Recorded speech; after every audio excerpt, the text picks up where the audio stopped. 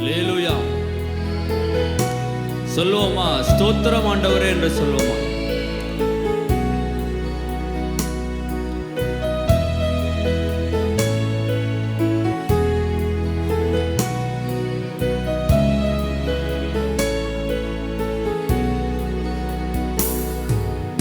தகப்பனாக இதுவரையும் தோளின் மீதே சுமந்து வந்தீர். தகப்பனாக இதுவரையும் தோளின் மீதே சுமந்து வந்தீர். தந்தையே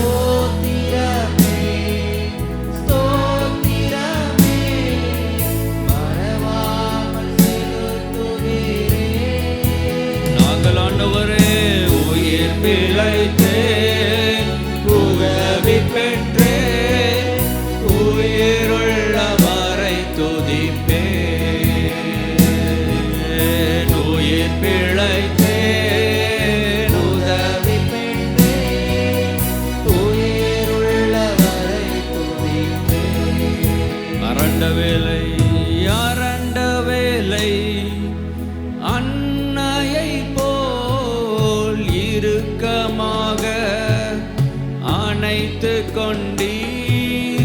அரண்ட வேலை அன்னையை போல் இறுக்கமாக அணைத்து கொண்டீர். இருளெல்லாம் விலக்கினீரே, ஆளுகையை நிறுத்தினீரே. இருளெல்லாம் விலக்கினீரே, ஆளுகையை நிறுத்தினீரே. எல்லாரும் சேர்ந்து சொல்லுவோமா? ஸ்தோத்திரமே மக்கே, மக்கே ஆண்டவரே. மறவாமல் ஆண்டவரே,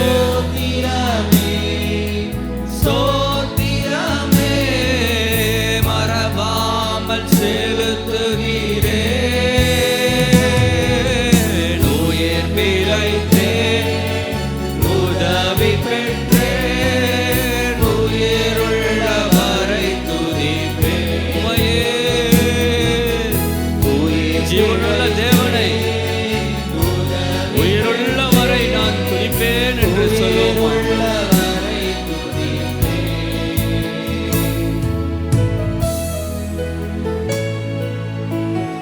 ஒரு மனிதன் தன் பிள்ளையை சுமந்து கொண்டு போவது போல நீங்கள் இவ்விடத்திற்கு வருகிற வரைக்கும் நடந்து வந்த வழிகள் எல்லாவற்றிலும் உங்கள் தேவனாகிய கர்த்தர் உங்களை சுமந்து கொண்டு வந்ததை கண்டீர்களே.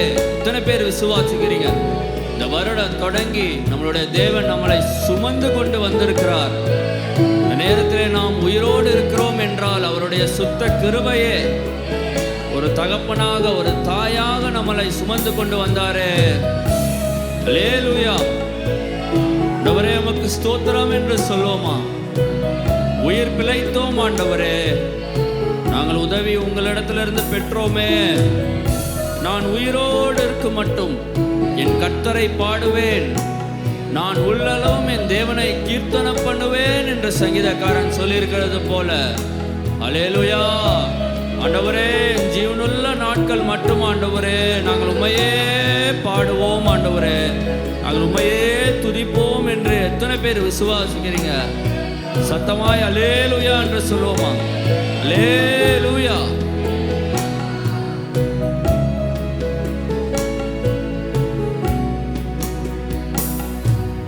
தனிமையிலே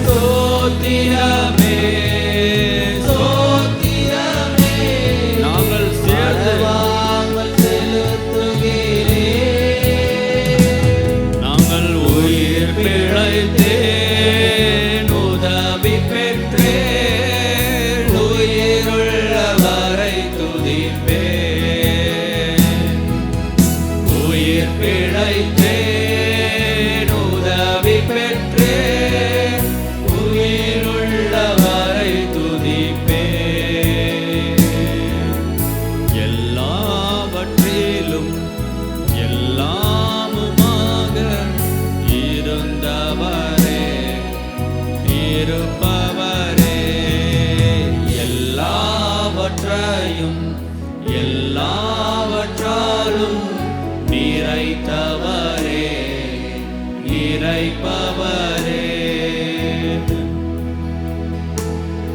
எல்லாவற்றையும் எல்லாவற்றாலும் நிரப்புகிறவர் நம்முடைய கர்த்தராகிய இயேசு கிறிஸ்து. அல்லேலூயா. அவரே நம்மளுடைய சரீரமான சபைக்கு தலையாக இருக்கிறார். மணவாட்டியாக நம்மை அவருடைய ஸ்தலத்திற்கு கொண்டு செல்ல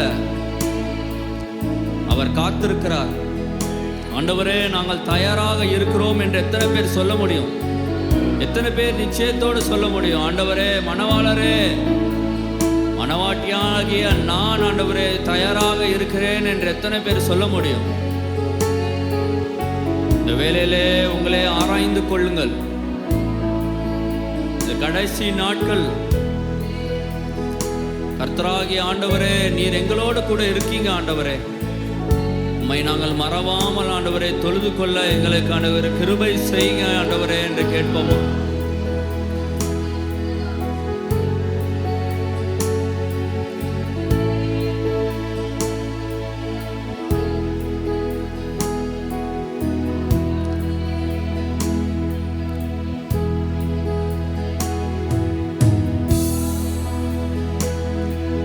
ஸ்தோத்திரமே, ஸ்தோத்திரமே, மறவாமல் செலுத்துகிறேன். ஆமென்.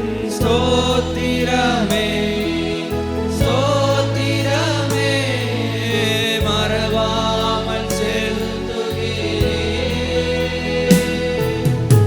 உயிர் பிழைத்தேன், உதவி பெற்றேன், உயிருள்ளவரை துதிப்பேன். உயிர் பிழைத்தேன், உதவி பெற்றேன், உயிருள்ளவரை துதி. மறுபடியும் பாடுவோமா? உயிர் பிழைத்தேன், உதவி பெற்றேன், உயிருள்ளவரை துதிப்பேன்.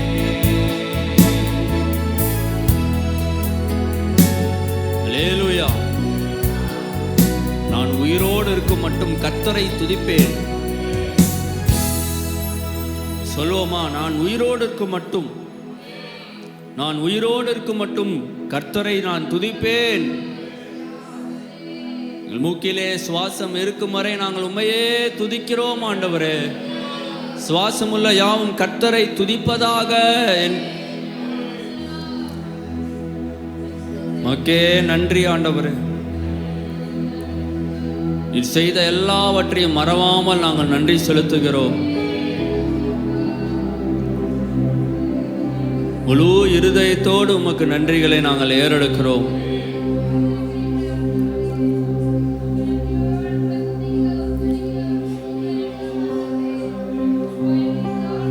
வசனம் சொல்கிறது, நன்றி அறிதல் உள்ளவர்களாக இருங்கள் என்று. நன்றியோடு நான் துதி பாடுவேன் எந்தன் இயேசுராஜனே.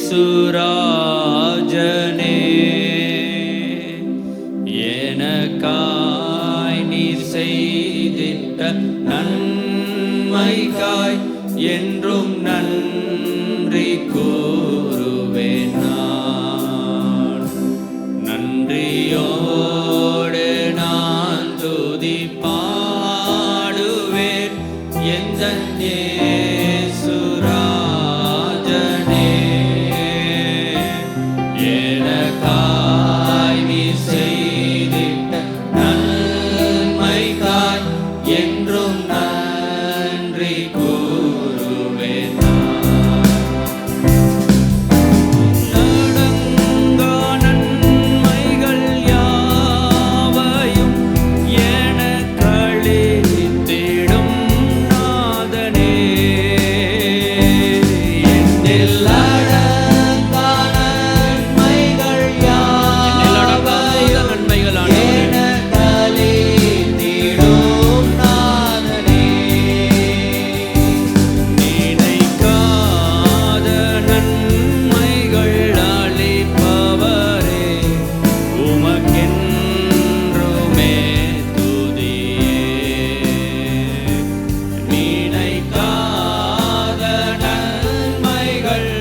அளிப்பவரே உமக்கென்றுமே துதியே.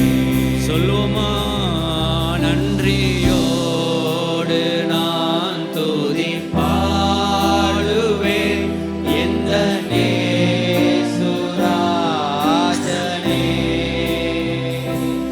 எனக்காய் நீ செய்திட்ட நன்மைக்காய் என்றும் நன்றி கூறுவேன் நான். சத்ய தேவத்தின் ஏகமைந்தனே விசுவாசிப்பேன் உம்மையே.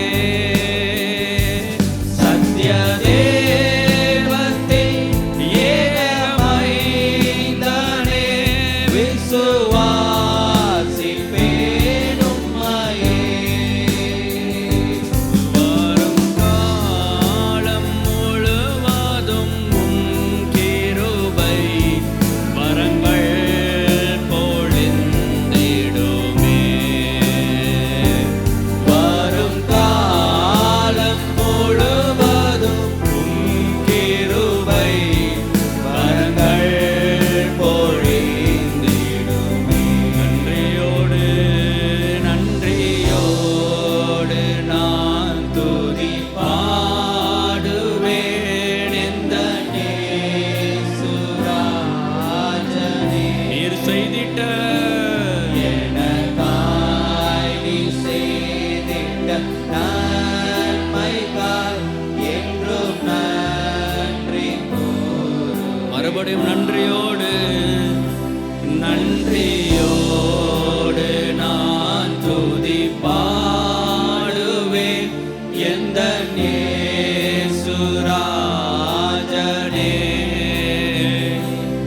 எனக்காய் நீ செய்திட்ட நன்மைக்காய் என்றும் நன்றி கூறுவேன் நான். முழங்கால்கள் யாவும் முடங்குமே உந்தன் திவ்ய பிரசன்னத்தினால். முழங்கால்கள் யாவும் முடங்குமே உந்தன் திவ்ய பிரசன்னத்தினால்.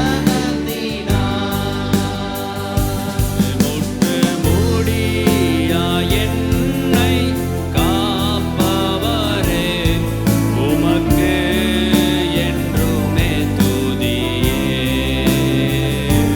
முட்டு மூடியா என்னை காப்பவரே உமக்கு என்றுமே துதியே. எல்லாரும் சேர்ந்து நன்றியோடு நான் துதி பாடுவேன் என் இயேசு எனக்காய் செய்த எல்லாவற்றையும் ஆண்டவரே உமக்கு நன்றி என்று சொல்லுவோமா?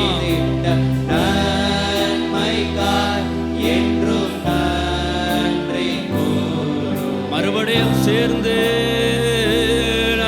நன்றியோடு நான் துதி பாடுவேன் எந்த நேசுராஜனே.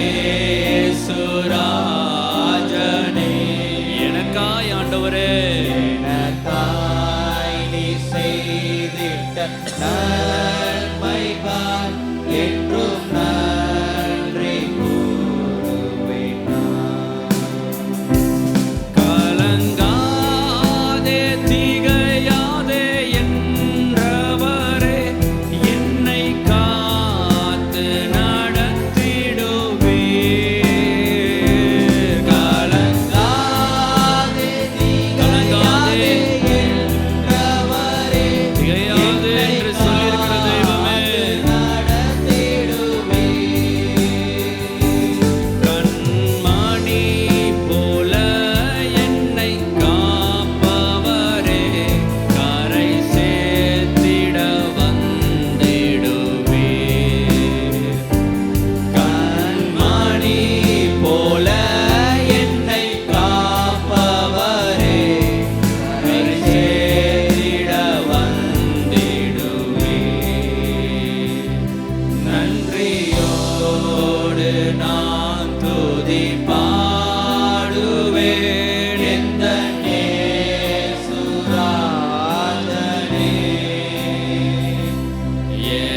எனக்காய் நீர் செய்திட்ட நன்மைக்காய் என்றும் நன்றி கூறுவேன் நான்.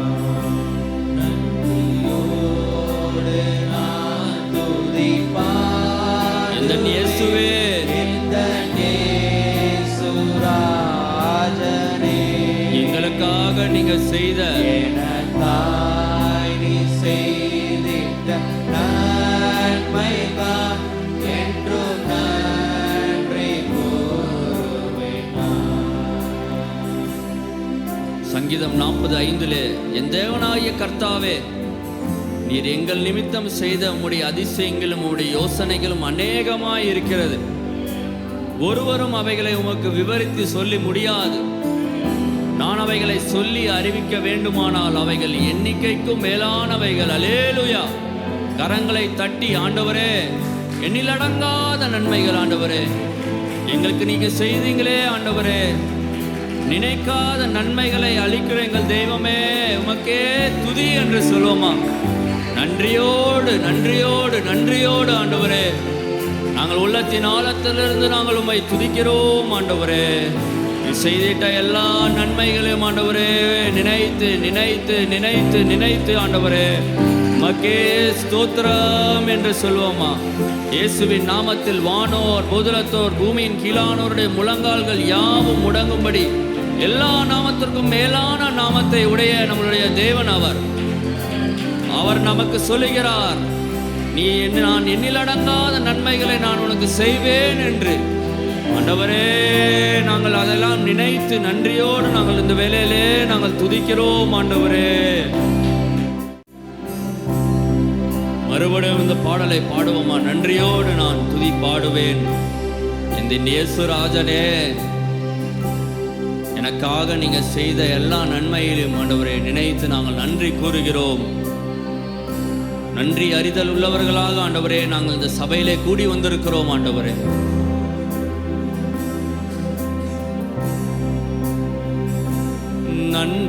நன்றியோடு நான் துதி பாடுவேன் எந்தன் இயேசுராஜனே.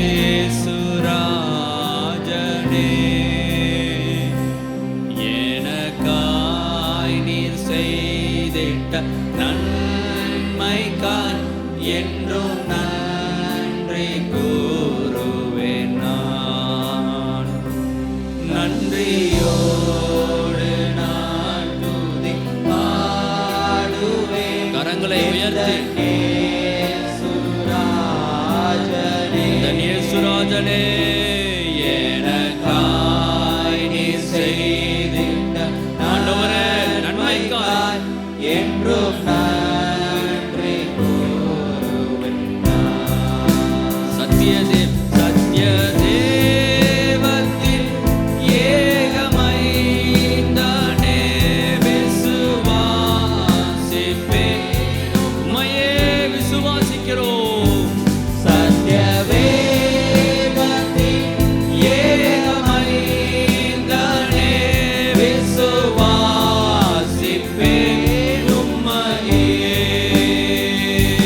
வரும் காலம் முழுவதும் உம் கிருபை வரங்கள் பொழிந்திடுமே. வரும் காலம் முழுவதும்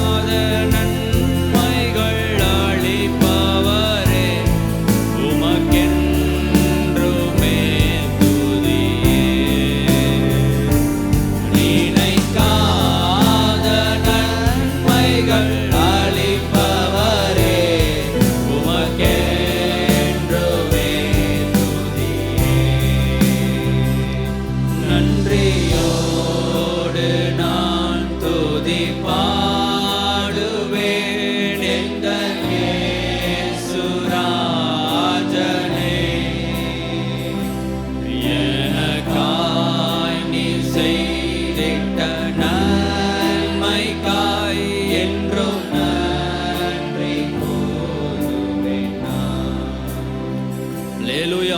கரங்களை தட்டி ஆண்டவரே நன்றி என்று சொல்லுங்க. நன்றி ஆண்டவரே. 1 நாளாகமம்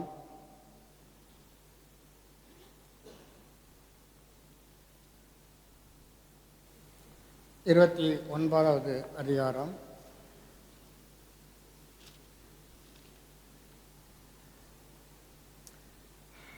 11வது 12வது வசனங்களை வாசிப்போம். சமூகத்து அப்பங்களை வைக்கும் ஒவ்வொரு 1 நாளாகமம் 29வது அதிகாரம் 11. கர்த்தாவே, ஜெயமும் மகத்துவமும் உம்முடையவைகள், வானத்திலும் பூமியிலும் உள்ளவைகள் எல்லாம் உம்முடையவைகள். கர்த்தாவே, ராஜ்யமும் உம்முடையது. தேவரீர் எல்லாருக்கும் தலைவராய் உயர்ந்திருக்கிறீர். ஐஸ்வர்யம் கனம் உம்மாலே வருகிறது. தேவரீர் எல்லாவற்றையும் ஆளுகிறவர். உம்முடைய கரத்திலே சத்துவமும் வல்லமையும் உண்டு. எவரையும் மேன்மைப்படுத்தவும் பலப்படுத்தவும் உம்முடைய கரத்தினால் ஆகும்.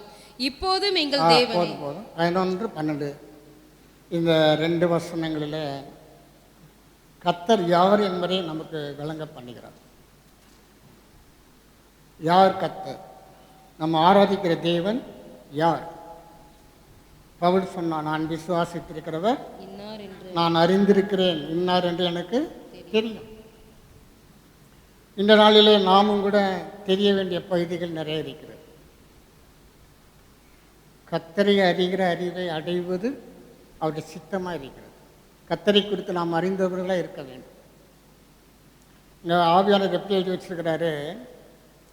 கர்த்தாவே, மாட்சிமையும் வல்லமையும் மகிமையும் ஜெயமும் மகத்துவம், ஒரு பெரிய லிஸ்டே இருக்குது. இந்த 2 வருஷமே தியானித்தோம்னா எத்தனை வருஷங்கள் ஆகும்னு சொல்ல முடியாது. தேவனுடைய மகத்துவங்களை குறித்து ஆவியானவர் சுருக்கம் எழுதி வச்சிருக்கிறார்.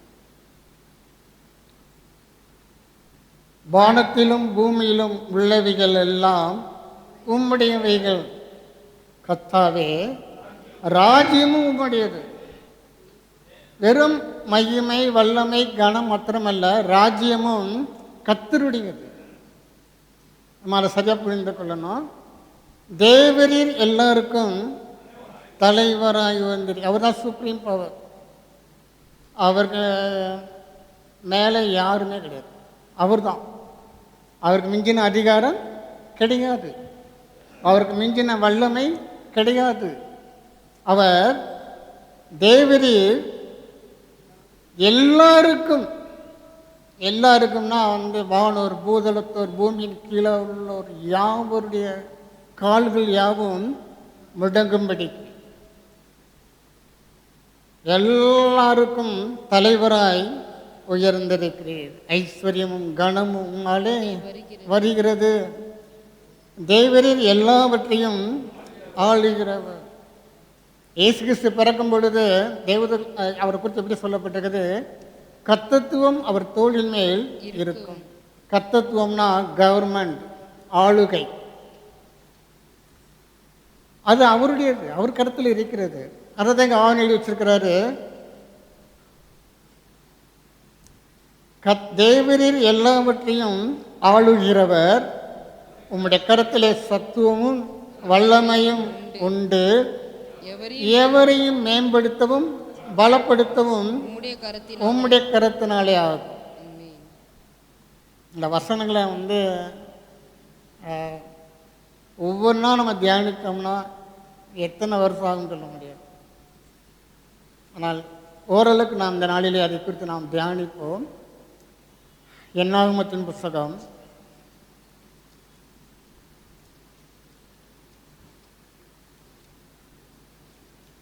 11வது அதிகாரம் 4வது வசனத்தை வாசிப்போம். பின்பு அவர்களுக்குள் இருந்த பலஜாதியான அந்நிய ஜனங்கள் மிகுந்த இச்சையுள்ளவர்கள் ஆனார்கள். இஸ்ரவேல் புத்திரரும் திரும்ப அழுது, நமக்கு இறைச்சியை புசிக்க கொடுப்பவர் யார்? அதாவது வனாந்திரத்தில் போய்கிட்டு இருக்கிறாங்க.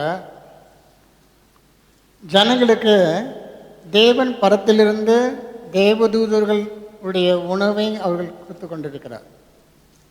ஆனால் இவங்களுக்கு திடீர்னு என்ன வந்துருச்சுன்னா, இறைச்சி மீது ஒரு இச்சை. இந்த இச்சைன்னு தான் போட்டிருக்குது.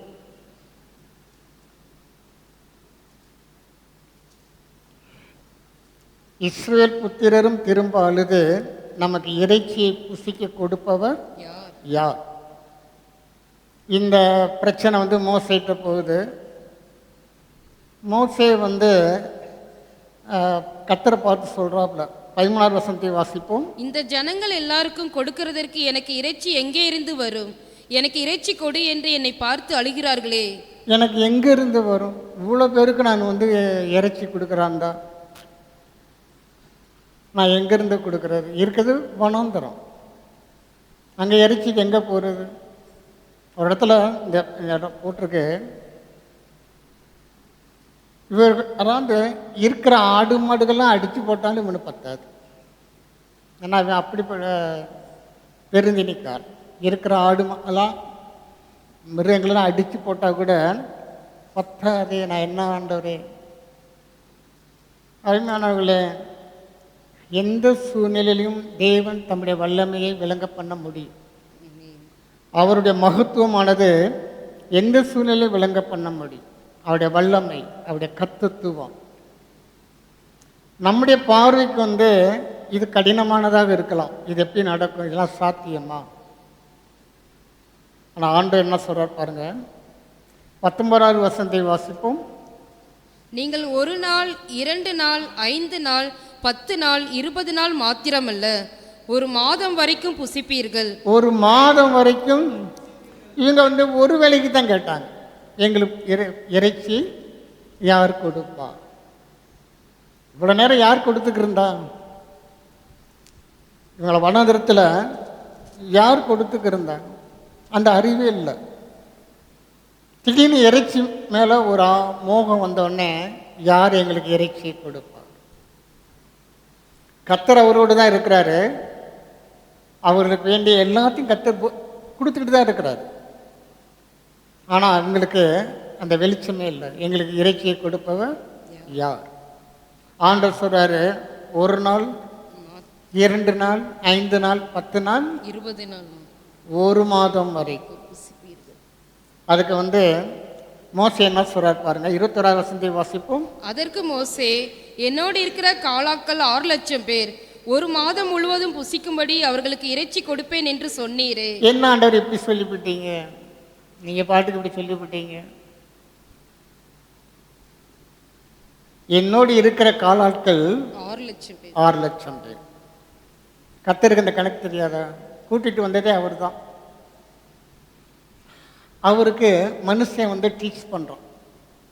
எங்கள்கிட்ட இருக்கிறவங்க 6 லட்சம் பேர் 1 மாதம் முழுவதும் புசிக்கும்படி அவர்களுக்கு இறைச்சி கொடுப்பேன் என்று சொன்னாரே. இப்படி தப்பு தப்பாக ப்ராமிஸ் பண்ணிட்டீங்களே ஆண்டவரே, இதெல்லாம் முடியுமா? ஒரு வேலைக்கு போடுறதே எங்களுக்கு முடியாது. அடுத்த வருஷத்தில் போட்டுக்குது, ஆடு மாடுகளையும் அவர்களுக்காக அடித்தாலும் அவர்களுக்கு போதுமா? பத்தாதே ஆண்டவரே. நம்ம கணக்கு வேற, கர்த்தருடைய கணக்கு வேற. அவருடைய வல்லமையும் அவருடைய பராக்கிரமத்தை நாம் புரிந்து கொள்ளணும். கர்த்தரை அறிகிற அறிவை நாம் அடைந்தவர்களாக இருக்க வேண்டும்.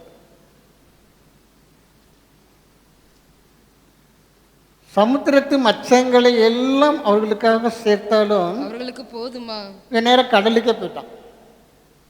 தரையில் இருக்கிற ஆடு மாடுகள்லாம் பத்தாது.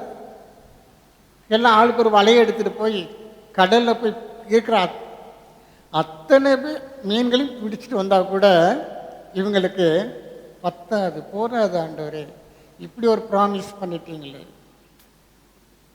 அருமையானவர்களே, நம்முடைய தேவனுடைய வல்லமையை நம்முடைய அவிசுவாசம் கட்டுப்படுத்துகிறது, மட்டுப்படுத்துகிறது.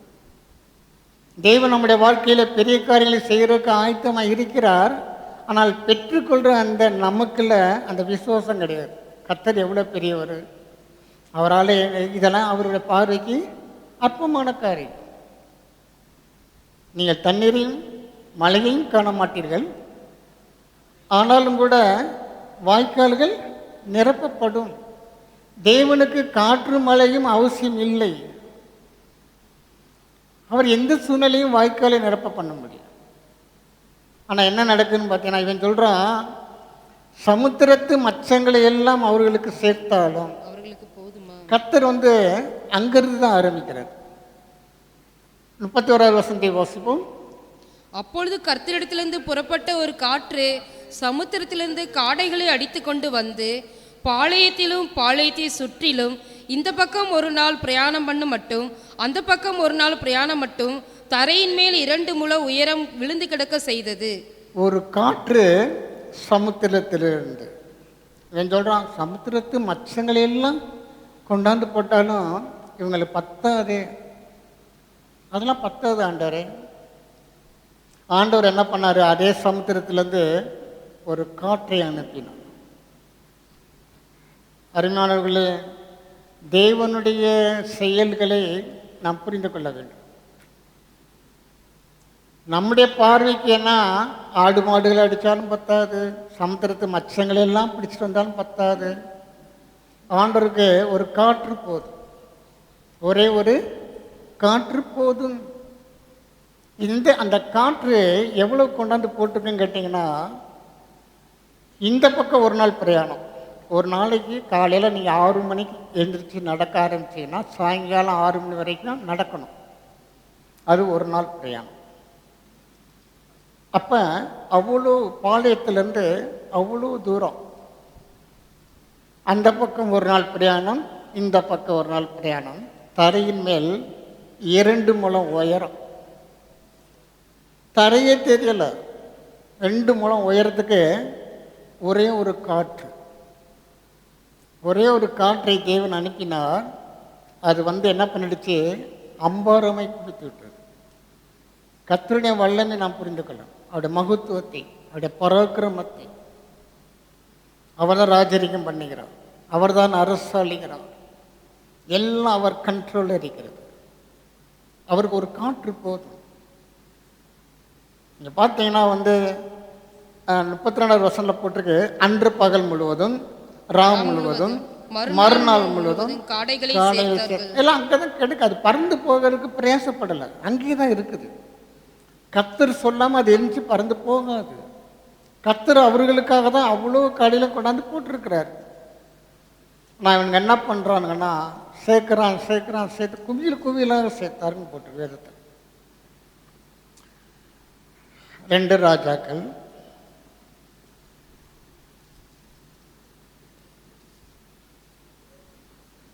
7வது அதிகாரம்.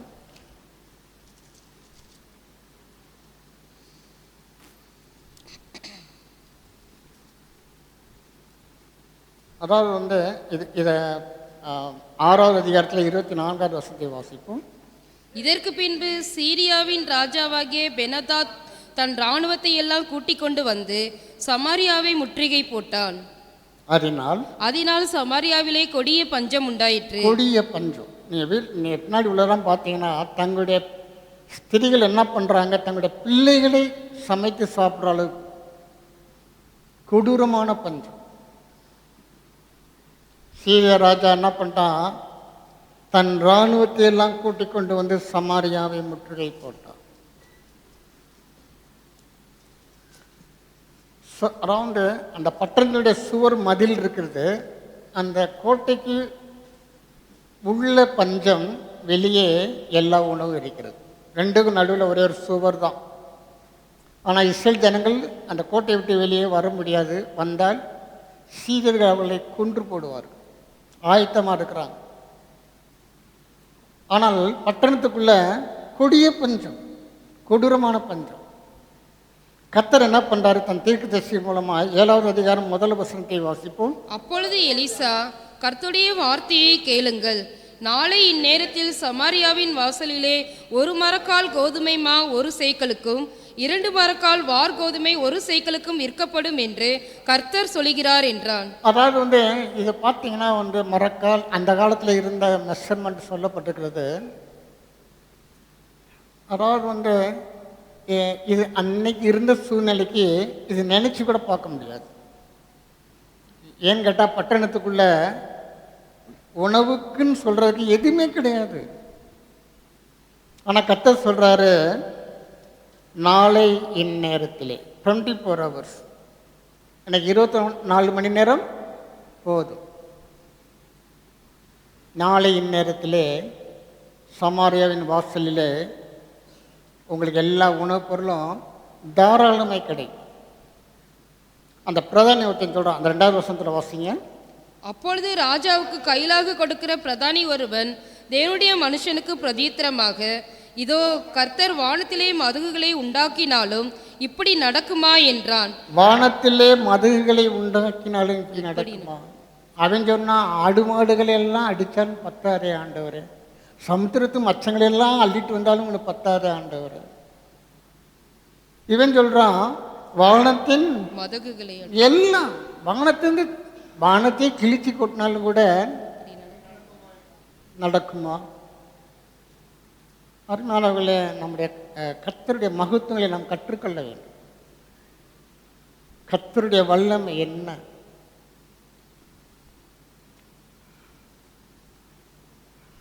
6வது வசனத்தை வாசிப்போம்.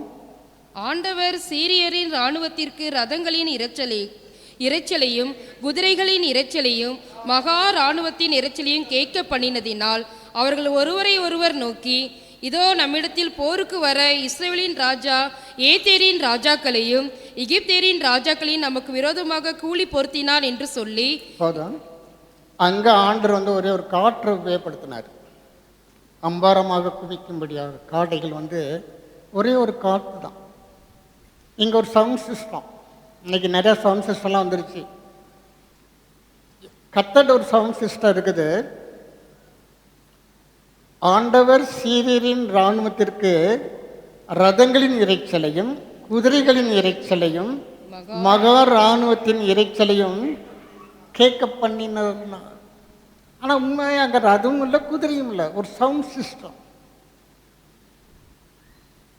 இன்னைக்கு மனுஷன் நிறைய விதமான சவுண்ட் சிஸ்டம்லாம் கொண்டாந்துருக்குறாங்க. ஆரம்ப நாட்களில் 70 mm சொல்லுவாங்க, பிரம்மாண்டமாக இருக்கும். அந்த நாட்களில் அது ரொம்ப பிரம்மாண்டமாக பார்ப்பாங்க, 70 mm. இன்னைக்கு நிறைய சிஸ்டம்லாம் வந்துடுச்சு. ஆனால் இந்த சிஸ்டத்துக்கு நிகராக இன்னும் யாரும் கண்டுபிடிக்க முடியாது. கர்த்தர் ஒரு இரைச்சலை தான் உண்டு பண்ணார். இந்த இரைச்சல் என்னென்ன சத்தம் வருதுன்னு பார்த்தீங்கன்னா, ரதங்கள், குதிரைகள், மகா இராணுவத்தின் இரைச்சல். வெறும் சவுண்டு தான் கொண்டு எழுப்பி கொடுத்தாரு.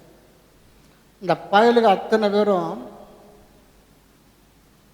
அந்த 7வது வசனத்தில் போட்டிருக்குது, இருட்டோடு எழுந்திருந்து ஓடி போய் தங்கள் கூடாரங்களையும் தங்கள் குதிரைகளையும் தங்கள் கழுதைகளையும் தங்கள் பாளையத்தையும் அவைகள் இருந்த பிரகாரமாக விட்டு தங்கள் பிராணன் மாத்திரம் தப்பும்படி ஓடி போனார்கள். தங்கள் பிராணன் மாத்திரம் தப்பும்படி. ஒரே ஒரு சவுண்ட் சிஸ்டம். நம்முடைய சுற்றில் இருக்கிற அதாவது எதிரி எவ்வளோ பெரியவன்னு சொல்லி பார்க்காதீங்க. தீர்க்கதரிசி காலையில் எழுந்துச்சு வெளியே வர்றான், அவன் பின்னாடி வேலைக்காரன் வர்றான். வேலைக்காரனை எதை பார்த்தானா, அந்த மலையை சுற்றிலும் ரதங்களும் குதிரைகளும் நிற்பதை கண்டான். ஐயோ ஆண்டவனே, நம்மளை சுற்றிலும் ரதங்களும் குதிரைகளும் இருக்கிறது. ஆனால் தீர்க்கதரிசி வெறும் ரதங்களையும் குதிரைகளையும் மாத்திரம் பார்க்கல. அவன் என்ன பண்ணா, கர்த்தர்ட்ட ஒரு ஜெபம் பண்ணுறான். ஆண்டவரே இவன் கண்களை திறந்து விடுங்க. அப்போ எங்கே என்ன நடக்குது, அக்னிமயமான ரதங்களும் குதிரைகளும் அங்கே இருக்கதே அந்த வேலைக்காரன் பார்த்தோம். இங்கே பார்த்தீங்கன்னா கர்த்தர் ஒரே ஒரு சவுண்ட் சிஸ்டம் தான் கொடுத்தாரு. தங்கள் பிராணன் தப்பிட்டா போகுதுன்னு சொல்லி எல்லாம் ஜீவன் தப்ப ஓடி போயிட்டான். கர்த்தருக்கு ஒரு காற்று போதும், ஒரு சவுண்ட் சிஸ்டம் போதும். 1 ராஜாக்களின் புத்தகம்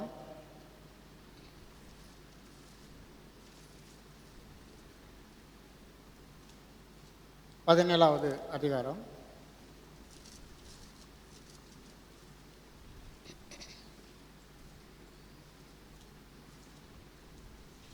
4வது வசனத்தை வாசிப்போம். அந்த ஆற்றின் தண்ணீரை குடிப்பாய், அங்கே உன்னை போஷிக்க காகங்களுக்கு கட்டளையிடுவேன் என்றார். அதாவது பயங்கரமான ஒரு பஞ்சம் இந்த தேசத்தில். அங்கே எதிரிகள் முற்றுகையிட்டதுனால உணவுப் பொருட்கள் உள்ளேயும் வர முடியலை, ஜனங்களும் வெளியே வந்து கொள்முதல் செய்ய முடியலை. இங்கே என்ன பார்த்தீங்கன்னா கர்த்தருடைய பனிஷ்மெண்ட்.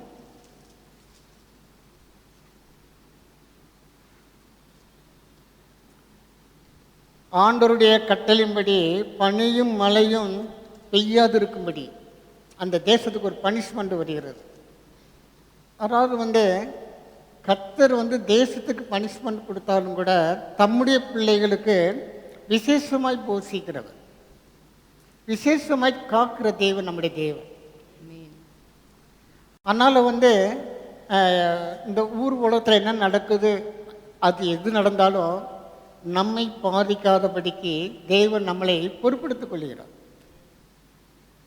நீங்கள் பார்த்தீங்கன்னா கர்த்தர் தம்முடைய ஜனங்களுக்காக வைராக்கியம் கொண்ட சம்பவங்கள் நிறைய இருக்கிறது. நம்முடைய ஜனங்கள், நாம் அவருடைய ஜனங்களாக இருக்கும் பட்சத்தில் நம்மளை காக்கும்படிக்கு, நம்மளை போஷிக்கும்படிக்கு, நம்மளை பஞ்சத்திலே உயிரோடு காக்கும்படிக்கு தேவன் ஜாக்கிரதை உள்ளவராக இருக்கிறார். இந்த தீர்க்கதரிசிக்கு ஆண்டவர் சொல்றாரு, இந்த ஆற்றின் தண்ணீரை குடிப்பாய், அங்கே உன்னை போஷிக்க காகங்களுக்கு. கர்த்தருக்கு ஒரு காற்று போதும், ஒரு சவுண்ட் சிஸ்டம், இரைச்சல் சத்தம் போதும். இங்கே ஒரு தீர்க்கதரிசியை காப்பாற்றுறதுக்கு கர்த்தர் காகத்தை அனுப்புகிறார். அவர் மகா வல்லமை உள்ளவர் தான். ஆனால் அவர் யூஸ் பண்ணுற மெத்தடெல்லாம் ரொம்ப சிம்பிளாக தான் இருக்கும். ரொம்ப பயங்கரமாலாம் மிரட்சியாக பெரிய ஆயுதத்தெல்லாம் தூக்கிட்டு வந்துக்கிட்டு கர்த்தர் அப்படிலாம் நம்முடைய வல்லமை ஒழுங்க பண்ண மாட்டார், சிம்பிளாக தான் பண்ணுவார். இங்கே என்ன நடக்குன்னு பார்த்தீங்கன்னா, கர்த்தர் ஆற்று தண்ணீரை குடி, நான் காகங்களுக்கு உனக்கு வேண்டிய அப்பத்தையும் இறைச்சியை நான் கொடுத்து அனுப்புகிறேன். அது என்ன பண்ணுமா, டெய்லி அவனுக்கு அந்த 6வது வசனத்தை வாசிப்போம். காகங்கள் அவனுக்கு விடியற் காலத்தில் அப்பமும் இறைச்சியும் சாயங்காலத்தில் அப்பமும் இறைச்சியும் கொண்டு வந்தது. தாகத்திற்கு அந்த ஆற்றின் தண்ணீரை குடித்தான். கர்த்தர் காலை மாடையும் கரெக்டாக அனுப்பிட்டார், அவனுக்கு வேண்டிய உணவு அனுப்பிட்டார். இது பஞ்சகாலம், மழை பெய்யலை, ஆற்று தண்ணீர் வத்திருச்சு. ஆற்று தண்ணீர் வத்தினோடனே கர்த்தர் என்ன பண்ணுறாரு, 9வது வசனத்தை வாசிப்போம். நீ எழுந்து சீதோனுக்கு அடுத்த சாரிபாத் ஊருக்கு போய் அங்கே தங்கியிரு, உன்னை பராமரிக்கும்படி அங்கே இருக்கிற ஒரு விதவைக்கு கட்டளையிட்டேன் என்றார். என்ன ஆண்டவர், இந்த ஊர் உலகத்தில் எவ்வளோ பணக்காரங்க இருக்கிறாங்க, வசதியானவங்க எத்தனை பேர் இருக்கிறாங்க, என்னை பராமரிக்க ஒரு விதவை தான் கிடைச்சால. நம்மளும் அப்படி தான் நினச்சிருப்போம். பார்ப்போம், என்னது ஒரு சாதாரண ஒரு வீடாக இருக்குது. இந்த நிலைமை உண்மைதான், அப்படி தான் இருந்தது. நீங்கள் அடுத்த வசனத்தை பார்த்தீங்கன்னா, நீங்கள் 12வது வசனத்தை வாசிப்போம். அதற்கு அவள், பானையில் ஒரு பிடி மாவும் களையத்தில் கொஞ்சம் எண்ணெயுமே அல்லாமல் என்னிடத்தில் ஒரு அடையும் இல்லை என்று உம்முடைய தேவனாகிய கர்த்தருடைய ஜீவனை கொண்டு சொல்லுகிறேன். அவள் இருந்தது அவ்வளோதான், அவளுடைய நிலைமையும் அப்படிதான். அவட என்ன இருக்குது, ஒரு பிடி மாவு, ஒரு பிடி கொஞ்சம் போல எண்ணெய். ஆனால் கர்த்தருக்கு அது போதும். நம்மளை என்ன பண்ணுவோம், கடந்த நாட்கள் பார்த்தீங்கன்னா திடீர்னு கொரோனா லாக் அவுட் பண்ணாங்க. அவ்வளோதான், அவன் எப்போ அவன் லாக் அவுட் பண்ணானா அடுத்த நிமிஷம் கடையிலேருந்து அத்தனை ஜாமான் தீர்ந்து போச்சு, எல்லாத்தையும் அழிட்டு போயிட்டாங்க. பெரிய பெரிய மால்லாம் இருந்தாலும் ஒரு பொருள் கிடையாது, எல்லாம் வீட்டுக்கு போயிடுச்சு. எல்லாம் வீட்டில் போய் பதுக்கி வச்சுக்கிட்டாங்க. இந்த கொரோனா எப்போ போகுன்னு தெரில, சேர்த்து வை. அம்பாரமை சேர்த்து வைப்பது நம்முடைய தேவனுடைய மெத்தடே கிடையாது. இன்று எங்களுக்கு வேண்டிய ஆகாரத்தை தார், இன்னைக்கு எங்களை போசிங்க ஆண்டவரே, நாளைக்கு இன்று எங்களுக்கு வேண்டிய ஆகாரத்தை போசிங்க, நாளை கழிச்சு அதே மெத்தடு தான். அவள்கிட்ட இருந்தது ஒரு பிடி அளவு மாவு, கொஞ்சம் போல எண்ணெய். கர்த்தருக்கு அது போதும். அருமையானவர்களே, கர்த்தருடைய வல்லமையையும் மகத்துவத்தையும் அவருடைய பராக்கிரமத்தையும் நாம் புரிந்து கொள்ள வேண்டும். இன்றைக்கி நமக்கெல்லாம் பர்ஸு நிறைய பணம் இருந்தால் தான் நிம்மதியாக இருக்கும். கடைவீதி போகிறோம், பணத்தை நம்ம என்ன பண்ணுறோம்னா, நம்ம எவ்வளோ பட்ஜெட் பண்ணுறோமோ அதுக்கெல்லாம் அதிகமாக எடுத்துகிட்டு போகிறோம். ஒருவேளை முன்னப்பின்ன என்ன பண்ணுறது. அதனால் இப்போல்லாம் என்ன பண்ணுறாங்கன்னா 2-3 கார்டு வச்சுருக்காங்க. ஒரு கார்டெல்லாம் பத்த மாட்டேங்குது, போடு 3 கார்டு எடுத்து பையில் வச்சுக்க. இல்லை பிள்ளைங்கிட்ட ஞாபகப்படுத்திக்கிறாங்க, உன் கார்டு எடுத்து வந்திருக்கியாம்மா, இருக்குது, தைரியமாக போகலாம் வாங்க. கர்த்தர் அப்பெல்லாம் அந்த மூட்டை கட்டிட்டு வர்ற தேவன் கிடையாது. அவருடைய வல்லமை நாம் கற்றுக்கொள்ள வேண்டும். மூட்டை மூட்டையாக அம்பாரமாக அடுக்கி வச்சனா தான் மனுஷனுக்கு தூக்கம் வரும். ஒருத்தர் அப்படி தான் சொன்னான், என் பண்டைய சாலை நான் என்ன பண்ணுவேன், இடிப்பேன், பெருசாக கட்டுவேன், அதில் இந்த வெள்ளைச்சலெல்லாம் கொண்டாந்து சேர்த்து வைப்பேன். அப்படி என் ஆத்மாவை பார்த்து சொல்லுவேன், உன் ஆத்மாவுக்காக அநேக நாள் நான் சேர்த்து வச்சிருக்கிறேன், நீ புசித்து சந்தோஷமாயிரு. அவனை அங்கேருந்து சத்தம் வருது, மதிகேடனே, இன்று இரவு உன் ஆத்மா உன்னிடத்திலிருந்து எடுத்துக்கொள்ளப்படுமானா. மகன் நீங்கள் சேர்த்து வைக்கலன்னு வேதம் சொல்ல, சேர்த்து வைக்க சொல்லுகிறது. ஆனால் அதுக்கு ஒரு மெத்தட் கர்த்தர் வச்சிருக்கிறார், அதன்படி நாம் செய்வோம் என்றோம். இங்கே பார்த்தீங்கன்னா ஒரு பிடி மாவு கலையத்தில் கொஞ்சம் எண்ணெயே அல்லாமல் என்னிடத்தில் ஒன்றும் கிடையாது. என்ன நடக்குதுன்னு பார்த்தீங்கன்னா 15வது வசனத்தை வாசிப்போம். அவள் போய் எலியாவின் சொற்படி செய்தாள், அவளும் இவனும் அவள் வீட்டார் அநேக நாள் சாப்பிட்டார்கள்.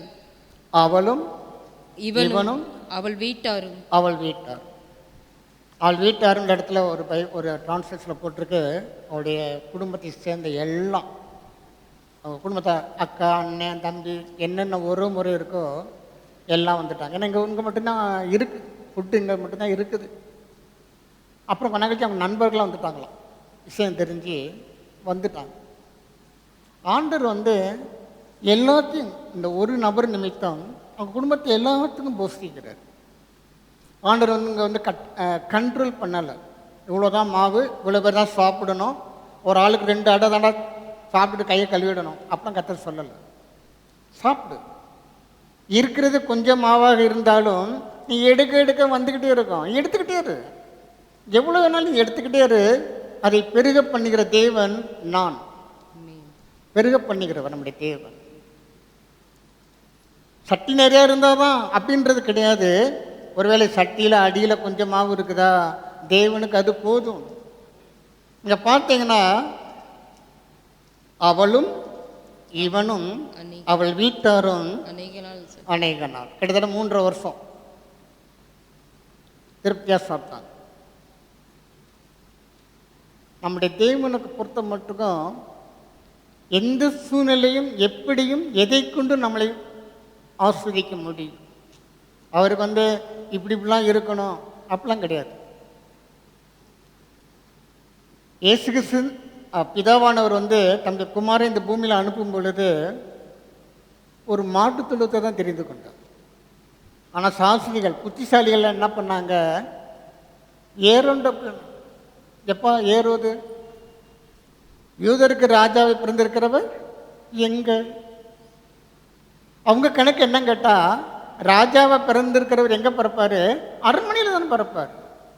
ஆனால் பரலோகம் சொல்லும் எங்கள் ராஜா எங்கேனாலும் பிறப்பார். நீ சொல்கிறபடி நீ எதிர்பார்க்குறபடிலாம் பரலோகம் செய்யாதது. அவருக்கு மாட்டு தொழுவம் போதும், ஒரு தச்சனுடைய குடும்பம் போதும் அவருக்கு. அருமையானவர்களே, தேவனுடைய வல்லமையும் மகத்துவத்தையும் நாம் கற்றுக்கொள்ளணும். உலகத்தை ரட்சிப்பதற்கு, முழு உலகத்தை ரட்சிப்பதற்கு பிதாவானவர் இயேசு என்ற ஒரு நபரை தான் அவர் அனுப்பினார், ஒரு கூட்டத்தில் அனுப்பலை.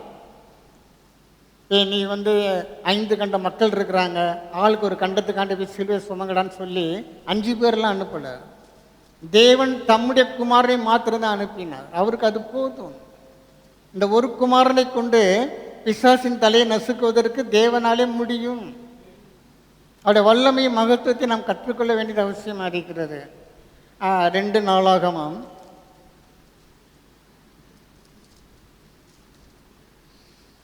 32வது அதிகாரம்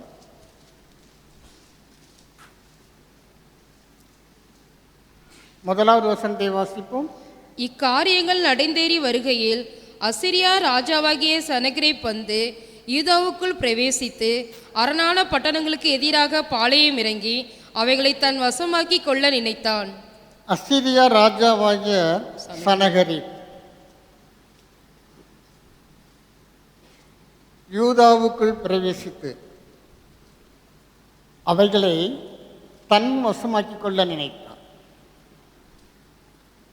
அதாவது வந்து அந்த நாட்களில் வந்து இந்த ராஜாக்கள் என்ன பண்ணுவாங்கன்னா, கொஞ்சம் கொழுத்து போச்சுன்னா பக்கத்து வீட்டில் போய் உரண்டை இழுக்கிறது. வா மோதிப்பா பண்ணியா நான். அந்த நாட்டில் அது ரொம்ப சாதாரணம். இந்த அசீரியா ராஜா அப்படி தான் வர்றான். ஆனால் வந்து அவன் என்ன சொல்கிறான்னு பாருங்கள். 13வது வசனத்தை வாசிப்போம். நானும் என் பிதாக்களும் தேசத்து சகல ஜனங்களுக்கும் செய்ததை அறியீர்களோ? அந்த தேசங்களுடைய ஜாதிகளின் தேவர்கள் அவர்கள் தேசத்தை நம்முடைய கைக்கு தப்புவிக்க அவர்களுக்கு பலன் இருந்ததோ? இவன் வந்து சண்டை போடுறவன் சண்டை போடலாம்ல. இவன் நேரம் எங்கே போயிட்டான்? கடவுள்கிட்ட போயிட்டான். இவன் என்ன சொல்கிறான் பாருங்களேன். நானும் என் பிதாக்களும் தேசத்து சகல ஜனங்களுக்கும் செய்ததே அறியீர்களோ? நானும் என் பிதாக்களும். ஒரு காலத்தில் யெகோவா தேவன் அங்கே வந்து அவங்களுக்கு தெரியாததுனால நீ சொன்னபடி உன்னுடைய விக்கிரகத்தை அவங்க வணங்கினாங்க. அது உண்மைதான். ஒரு காலத்தில் யெகோவா தேவன் இங்கே வந்து அறிமுகம் ஆகலை. அதனால் நீ அவங்களை ஏமாத்திட்ட. ஆனால் நீ என்ன சொல்கிறான்? நானும் என் பிதாக்களும் தேசத்து சகல ஜனங்களுக்கும் செய்தது அறியிருக்கலோ? தெரியாதா? பழைய வரலாற்றை திறந்து பாரு. நாங்களும் எங்கள் பிதாக்களும் என்ன செஞ்சோன்றதை ஞாபகத்துக்கு கொண்டுட்டு வா. அடுத்தபடி அவன் என்ன சொல்கிறான்? அந்த தேசங்களுடைய ஜாதிகளின் தேவர்கள் அவர்கள் தேசத்தை நம்முடைய கைக்கு தப்புவிக்க அவர்களுக்கு பலன் இருந்ததோ? நீ அந்த காலத்தில் நீ கடவுள்னு சொல்லி வணங்கினேல, அது உன்னைய என் கையிலேருந்து தப்புவிக்கல. சேலஞ்சு பண்ணுறோம். அடுத்தபடியாக பார்த்தீங்கன்னா 14வது வசனத்தை வாசிப்போம். உங்கள் தேவன் உங்களை என் கைக்கு தப்புவிக்க கூடும்படிக்கு என் பிதாக்கள் பாழாக்கின அந்த ஜாதிகளுடைய எல்லா தேவர்களிலும் எவன் தன் ஜனத்தை என் கைக்கு தப்புவிக்க பலவானாயிருந்தான்? உங்கள் தேவன் உங்களை என் கைக்கு தப்புவிக்கப்படும்படி. ஒரு காலத்தில் யெகோவா தேவனை தெரியாது, உண்மைதான். ஆனால் இன்று யெகோவா தேவனை அறிந்தவர்கள், யெகோவா தேவனுடைய ஆளுகைக்கு உட்பட்டவர்கள், அது வந்து இந்த சனகரிப்புக்கு தெரியலை. விவரம் தெரியாமல் ஆழம் தெரியாமல் காலை விட்ட கதையாக வந்து நேரடியாக உன் படைப்பலத்தை காட்டு, உன் வலுவை காட்டு. என்ன பண்ணிட்டான்? தேவனை தூசிக்க ஆரம்பிச்சிட்டான். அந்த ஜாதிகளுடைய எல்லா தேவர்களிலும் எவன் தன் ஜனத்தை என் கைக்கு தப்புவிக்க பலவானாயிருந்தான். அரிமானவர்களே, பழைய நாட்களை அவன் கொண்டுட்டு வரான். ஒரு காலத்தில் நாங்கள் தாண்டா உன்னை ஆண்டு கொண்டு இருந்தோம், நாங்கள் தான் உங்களை கண்ட்ரோல் பண்ணிக்கிருந்தோம். அப்போ எந்த கடவுள் வந்து உங்களுக்கு வந்து உதவி செஞ்சிச்சு?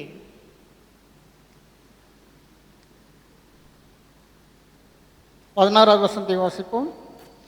அவனுடைய ஊழியக்காரர் தேவனாகிய கர்த்தருக்கு விரோதமாகவும் அவருடைய தாசனாகிய எசேக்கியாவுக்கு விரோதமாகவும் பின்னும் அதிகமாய் பேசினார்கள். 2 பேர் இருக்கிறாங்க.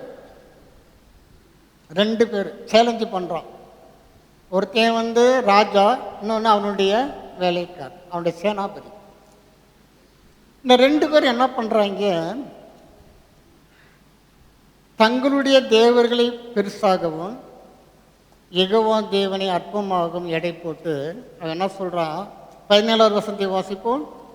தேசங்களுடைய ஜாதிகளின் தேவர்கள் தங்கள் ஜனங்களை என் கைக்கு தப்புவிக்காது இருந்தது போல எசேக்கியாவின் தேவனும் தன் ஜனங்களை என் கைக்கு தப்புவிப்பதில்லை என்று இஸ்ரவேலின் தேவனாகிய கர்த்தரை நிந்திக்கவும் அவருக்கு விரோதமாக பேசவும் நிருபங்களையும் எழுதினான். தேசங்களுடைய ஜாதிகளின் தேவர்கள் தங்கள் ஜனங்களை என் கைக்கு தப்புவிப்பதில்லை என்று தப்புவிக்காதிருந்தது போல. இவ்வளோ நாளும் நாங்கள் தான், உன்னுடைய பழைய வரலாறுலாம் போய் பாரு, நாங்கள் தான் ஆண்டு கொண்டு இருந்தோம். எல்லாம் வந்து நாங்கள் சொல்கிறபடி தான் நடந்தது.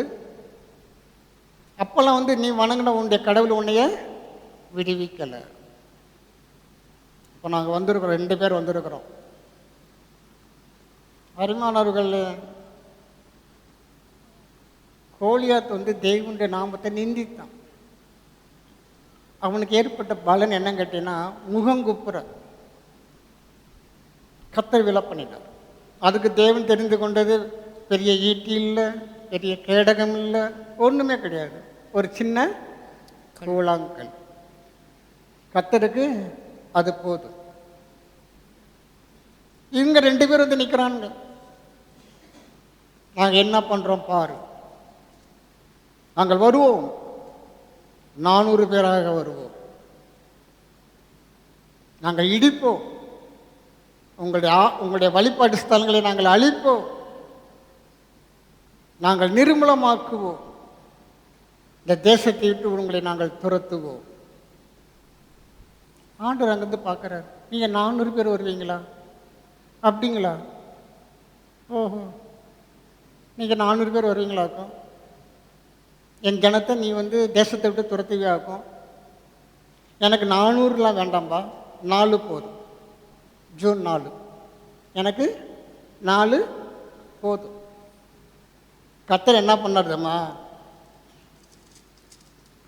21வது வசனத்தை வாசிப்போம். அப்பொழுது கர்த்தர் ஒரு தூதனை அனுப்பினார். அவன் அசிரியருடைய ராஜாவின் பாளையத்தில் உள்ள சகல பராக்கிரமசாலிகளையும் தலைவரையும் சேனாபதிகளையும் அதம் பண்ணினான். நீ 400 பேர் வர்றியா? வா. கர்த்தருடைய வல்லமையை அறியாததினால் ஏற்பட்ட மடத்தனம்.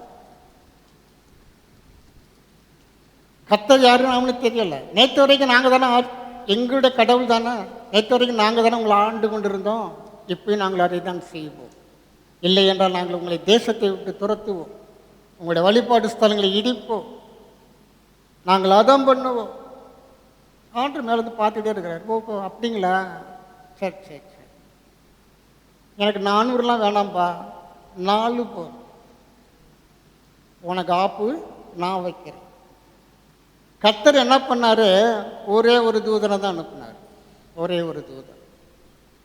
அருமையானவர்களே, அவன் அசிரியருடைய ராஜாவின் பாளையத்தில் உள்ள சகல பராக்கிரமசாலிகளையும் தலைவரையும் சேனாபதிகளையும் அதம் பண்ணினான். கர்த்தர்ட்ட ஒரே ஒரு தூதனாக இருக்கிறான்னு நினச்சிக்கிட்டீங்களா? அவருக்கு அது போதும், ஒரு தூதன் போதும். இயேசு கிறிஸ்து வந்து கெத்செமனே தோட்டத்தில் அரெஸ்ட் பண்ணப்பட்டு அவர் எல்லாம் அவரை கைது செய்கிறாங்க. உடனே ஒரு சீசனுக்கு கோவம் வந்துருச்சு. பட்டயத்தை எடுத்து ஒருத்தன் காதை வெட்டிவிட்டான். இவனுக்கு மீன் பிடிச்சி மீன் காதை சீவி சீவி பழக்கமானதுனால அவனுக்கு அதுதான் அங்கேயும் காது தான் வெட்டிட்டான். ஆண்டுக்குனார், பட்டயத்தை உள்ளே போடு, நீ பட்டயத்தெல்லாம் எடுக்காத, நான் என் பிதாவை வேண்டிக் கொள்வேன் என்றால் லேகியோனுக்கு அதிகமான தேவதூதர்களை அனுப்ப மாட்டான்னு நினச்சிட்டியா? அதெல்லாம் வந்து அங்கே வந்து 1000-10,000 தூதர்கள் இருக்கிறாங்க. அவ்வளோ பேர் நான் இந்த மனுஷனுக்கு தேவையில்லை, ஒரு தூதன் போதும். நீங்கள் பார்த்தீங்கன்னா வந்து இதில் வந்து பார்த்தீங்கன்னா என்னன்றது டீட்டெயில்டாக போடலை. ஏசியா தீர்க்கதரிசன புத்தகம் 37வது அதிகாரம்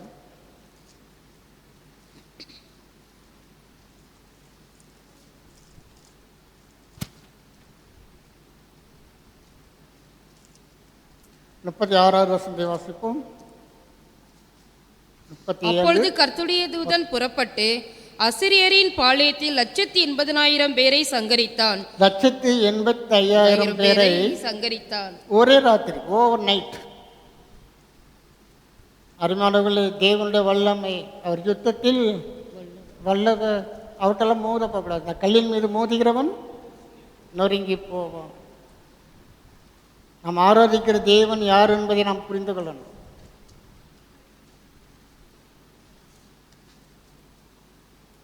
ஒரே ஒரு தூதனை கர்த்தர் அனுப்புகிறாரு. அவர் என்ன பண்ணுறான்? 185,000 பேரை சங்கரித்தான். இதில் ஒரு கை வச்சுக்கோங்க. அந்த 2 நாளாகமும் வாசிப்போம் பார்த்தீங்களா? அந்த 21வது வசனத்தை திருப்பி வாசிப்போம். 32. அப்பொழுது கர்த்தர் ஒரு தூதனை அனுப்பினார். அவன் அசிரியருடைய ராஜாவின் பாளையத்தில் உள்ள சகல பராக்கிரமசாலிகளையும் தலைவரையும் சேனாபதிகளையும் அதம் பண்ணினான். அப்படியே சனகரிப் செத்த முகமாய் தன் தேசத்திற்கு திரும்பினான். அப்படியே சனகரிப் செத்த முகமா. உங்களுக்கு யாருக்காச்சும் செத்த முகம் எப்படி இருக்கணும் தெரிஞ்சுக்கணும் விருப்பமா இருக்கீங்களா? டிவியை திறந்து பாருங்க, உங்கள் செல்ஃபோனெல்லாம் திறந்து பாருங்க. கர்த்தர் வச்சிருக்கிறாரு, செத்த முகம் எப்படி இருக்குன்றத நீங்கள் பார்க்க முடியும். அருமையானவர்களே, இந்த சனகரிப்பு செத்த முகமாய் தன் தேசத்திற்கு திரும்பினான். நான் இதை படிக்கும்போது ஆண்டவர்கிட்ட கேட்டேன், ஏன் ஆண்டவர் இவனை மட்டும் உயிரோடு விட்டீங்க? 185,000 பேரை கொண்ட தேவதூதன், அந்த தூதனுக்கு இந்த ஒரு மனுஷனை கொல்றதுக்கு நேரம் இல்லையா? இல்லை கொல்ல முடியாதா? அவ்வளோ பெரிய பராக்கிரமசாலியா? ஏன் கர்த்தர் விட்டு வச்சாருதம்மா அந்த ஏசா தீர்க்கதரிசி செலவாங்க? ஆண்டவர் இவன் ஒரு வேளை யுத்தத்தில் கர்த்தர் ஏண்ட பேசின காரியத்தை நான் சொல்கிறேன். இந்த சனகரிப் ஒருவேளை யுத்தத்தில் செத்திருந்தானா அவன் தேசத்தார் என்னம்மா சொல்லியிருப்பாங்க? எங்கள் ராஜா யுத்தத்திலே வீர மரணம் அடைந்து விட்டார். இங்கே வாங்கினது யாருக்கும் தெரியாது. அப்போ இவனை அனுப்புனாதான் தெரியும். நீ போய் உயிரோட போ. என்னடா நீ மட்டும் வந்திருக்கேன்னு உன் தேசம் கேட்பான்ல. 185,000 பேரை நீ கூட்டிகிட்டு போனையே, நீ மட்டும் வந்திருக்கையே, மற்றவங்களாம் எங்கே ஊர் மக்கள் கேட்பாங்களா இல்லையா? அது அது அவங்களுக்கு தெரியணும்ப்பா. நீங்கள் இங்கே செத்து போயிட்டேன்னா நீ வீர மரணம்னு சொல்லி அவன் அங்கே உனக்கு செலவு வைக்க ஆரம்பிச்சிடுவான். நீ தியாகி ஆகிடுவேன். கர்த்தர்கிட்ட வாங்குறது அவனுக்கும் தெரியணும். அதனால் கர்த்தர் என்ன பண்ணிட்டாரு, சனகரிப்பை சாகடிக்கலை, உயிரோடு துரத்தி விட்டார்.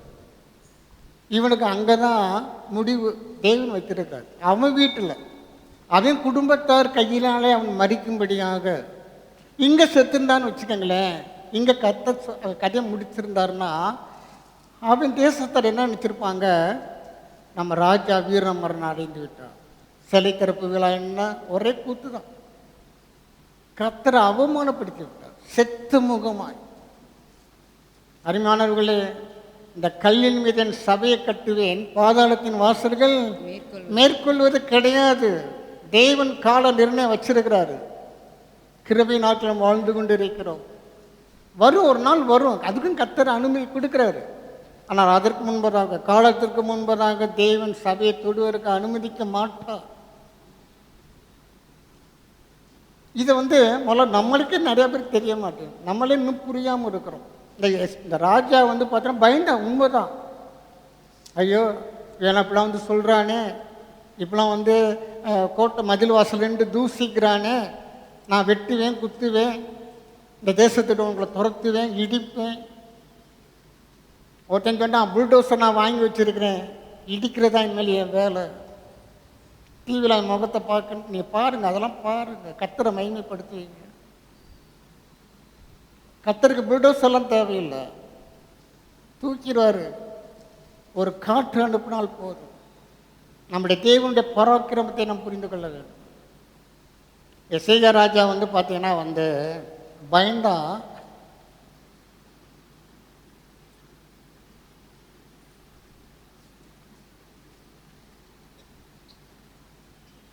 ஆனால் அவன் செஞ்ச ஒரு காரியம் என்னன்னு கேட்டிங்கன்னா, தேவ சமூகத்தில் போய் தன்னுடைய சூழ்நிலையை, நீ வீட்டில் போய் படிங்க, இப்போ நம்ம எடுத்தோம்னா ரொம்ப லேட் ஆகிடும். அந்த சூழ்நிலையை அவன் மனிதர்களோடு ஆலோசிக்காமல் தேவ சமூகத்தில் கொண்டு போய் வச்சான். கர்த்தருடைய சமூகத்தில் வைக்கணும். நம்முடைய வாழ்க்கையில் நம்மளை சுற்றிலும் எவ்வளோ பெரிய போராட்டங்கள், எவ்வளோ பெரிய சேலஞ்சு வந்தாலும் கூட அவரோடு இருக்கிறவர்களை பார்க்கலாம் நம்மோடு இருக்கிறவர்கள் பலவான்கள். இதில் அப்படி தான் போட்டிருக்குது. அந்த 32 7வது வசனத்தை வாசிங்க. 2 நாளாகமம் 32. 2 நாளாகமம். நீங்கள் திடன் கொண்டு தைரியமாயிருங்கள். அசிரியா ராஜாவுக்கும் அவனோடு இருக்கிற ஏராளமான கூட்டத்திற்கும் பயப்படாமலும் கலங்காமலும் இருங்கள். அவனோடு இருக்கிறவர்களை பார்க்கிலும் நம்மோடு இருக்கிறவர்கள் அதிகம். அவர்களோடு இருக்கிறவர்களை பார்க்கிலும் நம்மோடு இருக்கிறவர்கள் அதிகம். ஆனால் தேவன் எல்லாத்தையும் அனுப்பலை, ஒரே ஒரு தூதனை தான் அனுப்பினார். அடுத்த வசந்த வாசிங்க. அவனோடு இருக்கிறது மாம்ச புயம், நமக்கு துணை நின்று நம்முடைய யுத்தங்களை நடத்த நம்மோடு இருக்கிறவர் நம்முடைய தேவனாகிய கர்த்தர் தானே என்று சொல்லி அவர்களை துணை நின்று நம்முடைய யுத்தங்களை நடத்த நம்மோடு இருக்கிறவர் நம்முடைய தேவனாகிய கர்த்தர். நம்முடைய தேவனாகிய கர்த்தர். அருமையாளர்களே, உனக்கு விரோதமாய் ஒரு வழியாய் வருவார்கள், 7 வழியாய் ஓடி போவார். உங்களுக்கு இந்த வசனம்லாம் புரியலைன்னா நடக்கிற சம்பவங்களை பாருங்க. கர்த்தர் எப்படி யுத்தத்தில் வல்லவர்ன்றதை நாம் புரிந்து கொள்ள முடியும். நீங்கள் பார்த்தீங்கன்னா அந்த ஏசாயா 37 36வது வசனத்தில் பிற்பகுதியை வாசிங்க. இதோ அவர்கள் எல்லாரும் செத்த பிரேதங்களாய் கிடந்தார். ராஜா செத்த முகமாய் ஓடி போயிட்டான். அவன் கூட்டிட்டு வந்த திரளான இராணுவம் செத்த பிரேதங்களாய் கிடந்தார். தேவனுடைய வல்லமை, தேவனுடைய அந்த பராக்கிரமம், அவர் எதையும் எப்பயும் செய்ய முடியும். உனக்கு காடை வேணுமா, காத்து அனுப்புவார். பஞ்சம் வந்துருச்சா, காகங்கள் அனுப்புவார். உன்னை சுற்றிலும் மதில் சூழ்ந்து உனக்கு விரோதமாக உனக்கு ஒரு கூட்டம் வாசலாக உன்னை மடைச்சி வச்சிருக்கிறாங்களா, கர்த்தர் எதையும் ஒரே ஒரு இறைச்சல் சத்தத்தை தான் கர்த்தர், சவுண்ட் சிஸ்டம் தான் கர்த்தரை அனுமதித்தார். எதையும் அவரால் எப்படி எந்த சூழ்நிலையும் எதையும் செய்ய தேவனாலே முடியும். அதாவது பார்த்தீங்கன்னா இவனுக்கு அந்த வெளிச்சம் கொஞ்சம் இருந்தது. இந்த இசைகர் ராஜாவுக்கு நம்மோடு இருந்து நமக்கு துணை செய்கிறவர், யுத்தம் செய்கிறவர் நம்முடைய தேவனாகிய கர்த்தர் தானே. நம்முடைய வாழ்க்கையில் என்ன பாடுகள், பிரச்சனைகள், போராட்டங்கள், ஆண்டவர் வராதுன்னு சொல்லவே கிடையாது. உங்களுக்கு உலகத்தில் உபத்திரவங்கள் உண்டு, அதுக்காண்டி வரும் சொல்லி விசுவாசிக்காதீங்க. கர்த்தர் சொல்லிட்டார்ல உண்டு அப்படின்னு சொல்லி அதை நீங்கள் வரவேற்காதீங்க. ஆனால் வருமானால் நம்மளோடு இருக்கிறது யுத்தம் செய்கிறவர் தேவனாகிய கர்த்தர், அதை மறந்து போகக்கூடாது. தேவன் நம்மோடு தான் இருக்கிறார். 1000 10,000 தேவதூதர்கள் அவரோடு இருக்கிறார்கள். ஒரே ஒரு தூதன் ஒரு ராத்திரியில் 1,85,000 பேரை அர்த்தம் பண்ணுவான் என்றார். காலையில் அவங்க எப்படி இருந்தாங்களாம், செத்த பிரேதங்களா. மறுநாள் சவால் விட்டவெல்லாம் இன்னைக்கு காணும், சத்தமே இல்லை, சைலண்டாக இருக்கணும். தெரியுது கர்த்தருடைய வல்லமை. சபை தான் இன்னும் புரிஞ்சுக்காமல் இருக்குது. சபை தெரிந்து கொள்ள வேண்டியது அவசியமாக இருக்கிறது. மார்க் சுவிசேஷம்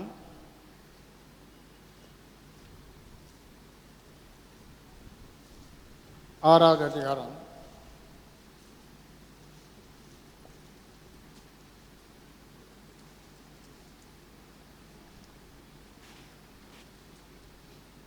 32வது வசனத்தை வாசிப்போம்.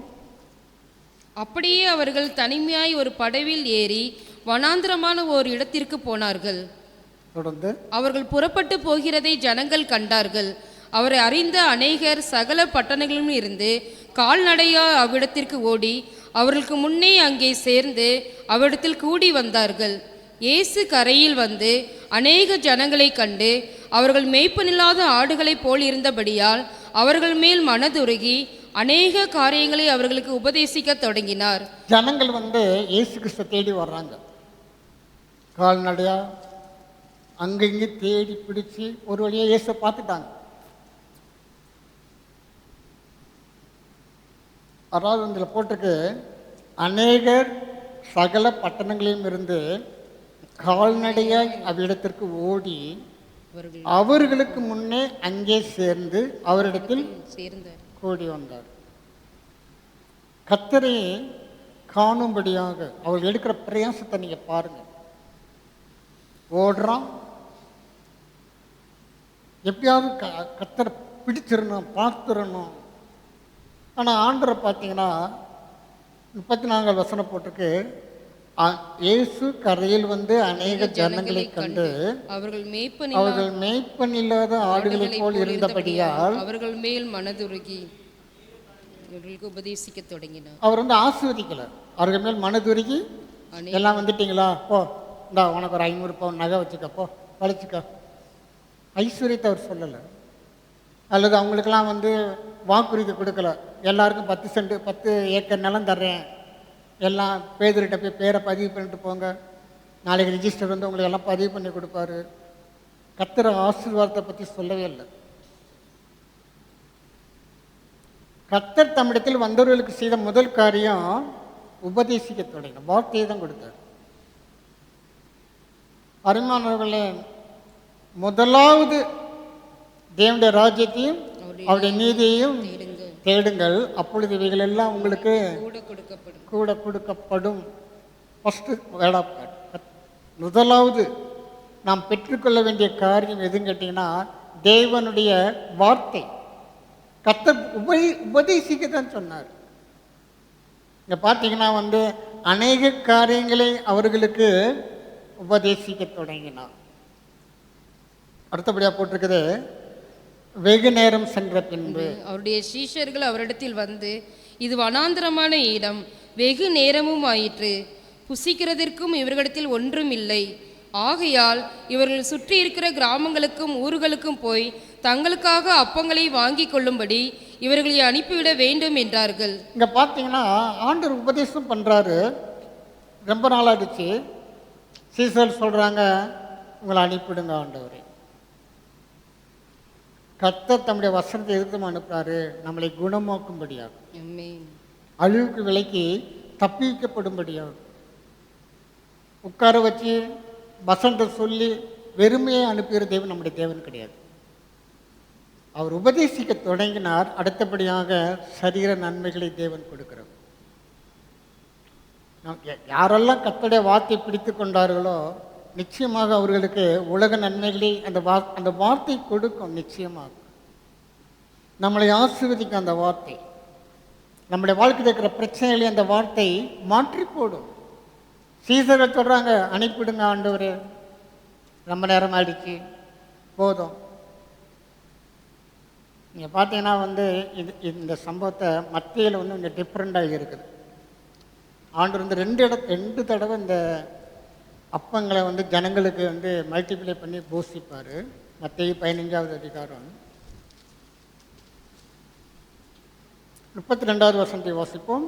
பின்பு இயேசு தம்முடைய சீஷர்களை அழைத்து, ஜனங்களுக்காக பரிதபிக்கிறேன், இவர்கள் என்னிடத்தில் 3 நாள் தங்கியிருந்து சாப்பிட ஒன்றுமில்லாது இருக்கிறார்கள்.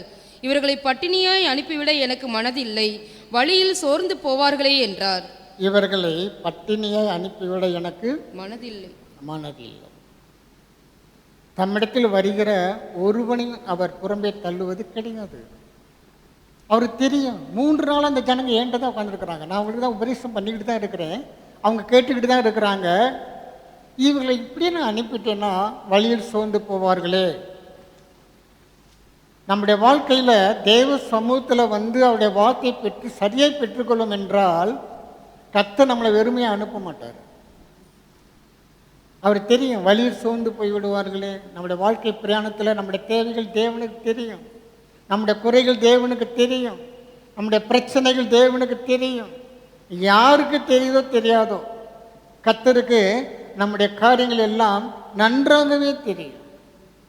சீசர்கள் சொல்கிறாங்க, அனுப்பிவிடுமையா, நேரம் ஆயிடுச்சு. கர்த்தர் சொல்றாரு, நீங்களே அவர்களுக்கு போஜனம் கொடுங்க. நாங்கள் 200 பணத்துக்கு வாங்கினாலும் இதெல்லாம் சாத்தியமாகுமா? அங்கே மோசஸ் சொன்னால, ஆடு மாடுகளெல்லாம் அடித்தாலும் உங்களுக்கு 10மா ஆண்டவரே, சமுத்திரத்து மச்சங்களெல்லாம் கொண்டு வந்தாலும் 10மா ஆண்டவரே.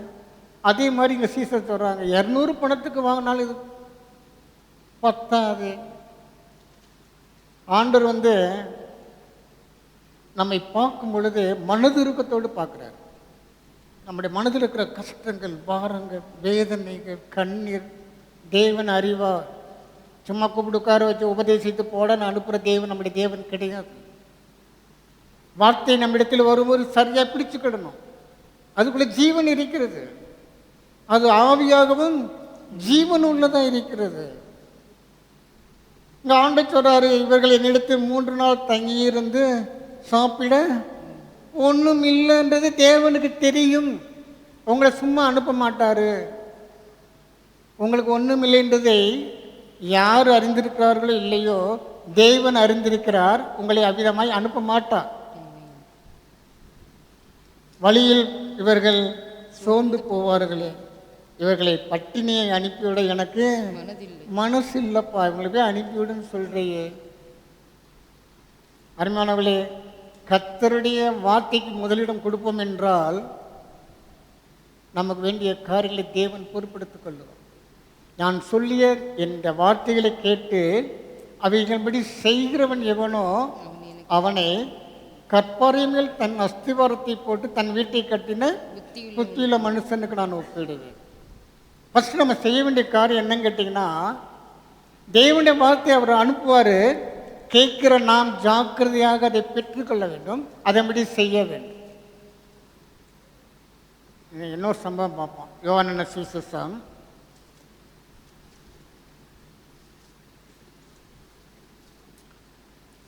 6வது அதிகாரம்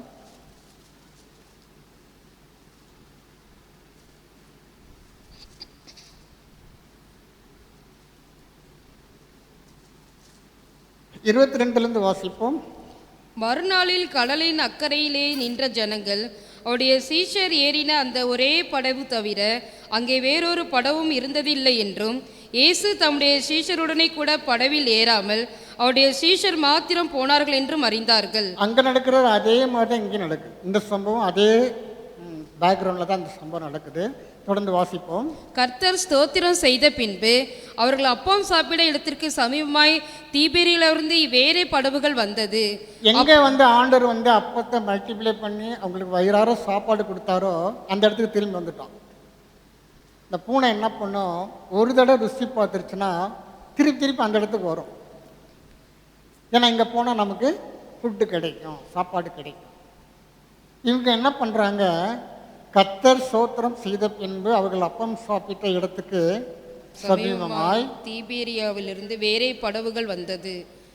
அப்பொழுது இயேசுவும் அவருடைய சீஷரும் அங்கே இல்லாததை ஜனங்கள் கண்டு உடனே அந்த படவுகளில் ஏறி இயேசுவை தேடிக்கொண்டு கப்பர்நகமுக்கு வந்தார்கள். இவங்களுக்கு இயேசுவை தேடி தான் வர்றாங்க.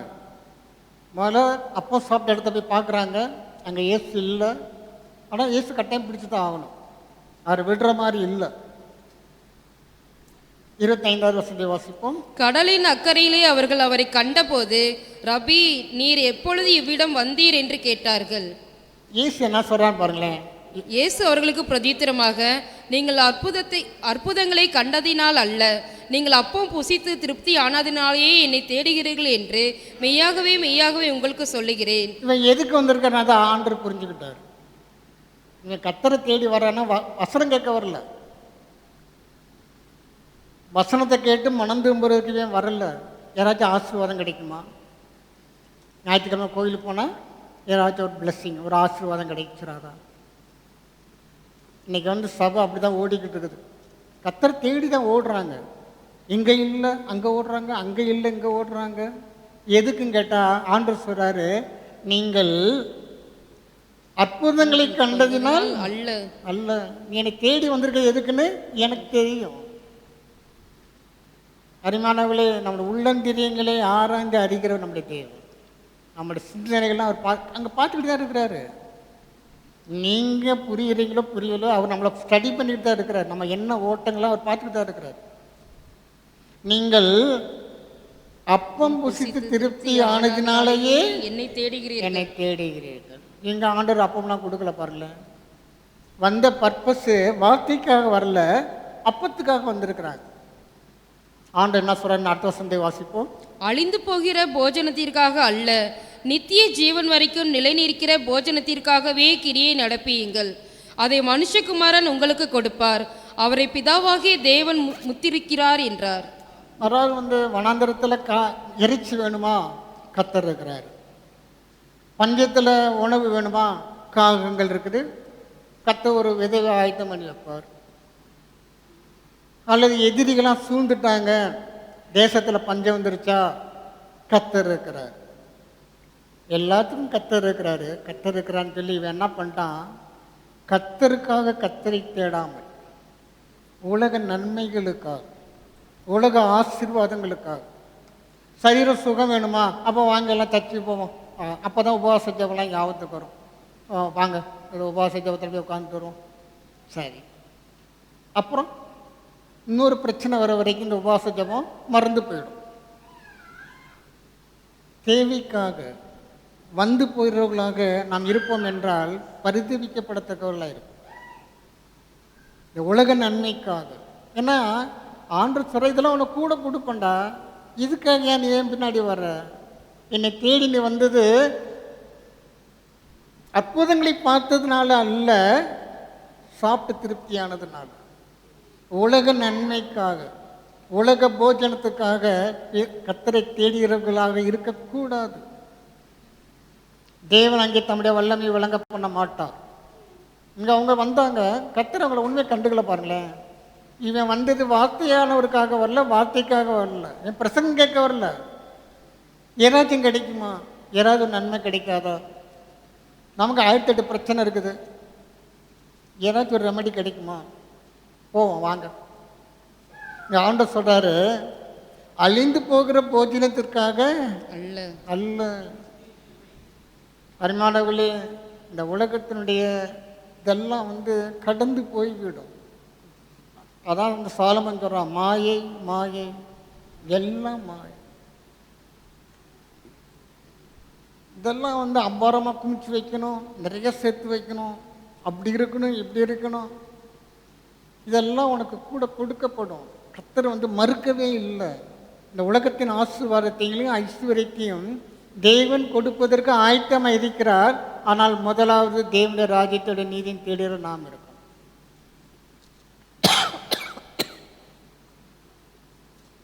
நம்முடைய சிந்தனை உலக ஐஸ்வர்யமாக இருக்கக்கூடாது.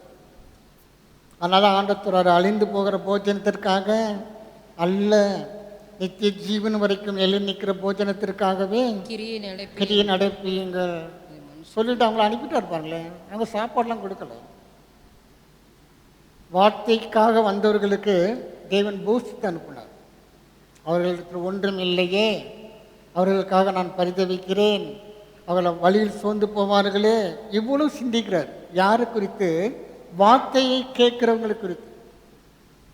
அப்பத்தை தேடி ஆசீர்வாதத்துக்காக, உலக நன்மைகளுக்காக இயேசு தேடி வரும் பொழுது கர்த்தரை வசனத்தை சொல்லி அனுப்பிட்டார்.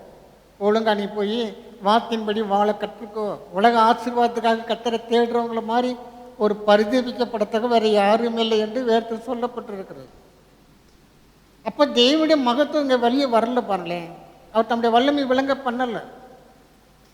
5 அப்பம் 2 மீன், கர்த்தர் எல்லாத்தையும் 50 பேரை பஞ்சு இருக்க வச்சாரு, எல்லாருக்கும் வயிறார சாப்பிட வச்சாரு, மீதமும் எடுக்க வச்சாரு, தம்முடைய வல்லமை விளங்க பண்ணினார்.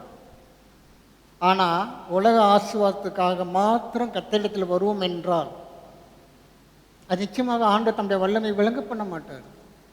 புரிந்து கொள்ள வேண்டும். கர்த்தரை நமக்கு இன்னது வேண்டும் என்று உங்கள் பரமபிதா அறிந்திருக்கிறார். அப்படிதான வசனம் சொல்லுது. நாளை தினத்தை குறித்து கவலைப்படாதிருங்கள், நாளை தினம் தன்னுடையவர்களுக்காக கவலைப்படும். உங்களுக்கு இன்னது தேவை என்று உங்கள் பிதா அறிந்திருக்கிறார். நீங்கள் எதை பற்றி கவலைப்படணும்னா, முதலாவது தேவனுடைய ராஜ்யத்தையும் அப்படி நீதியும் நாம் தேட வேண்டுமே. இவ்வளோ மகத்துவமான கர்த்தர் எங்கே இருக்கிறாரு? ஒரு ஊழியக்காரன் போய் ஒருத்தன் கேட்டான், நாத்திகன், அவங்க கடவுள் இருக்கிறான்னு சொல்கிறேன்ல, அவர் அட்ரஸ் எங்க? ஆமாம், அது நியாயமான கேள்வி தான். கர்த்தர் எங்கே இருக்கிறாரு, அவருடைய அட்ரஸ் எங்கே சொல்லு, நான் போய் பார்த்துட்டு வரேன். இந்த நாள் அதையும் பார்த்து நாம் முடித்து விடுவோம். 1 ராஜாக்கள் 8வது அதிகாரம்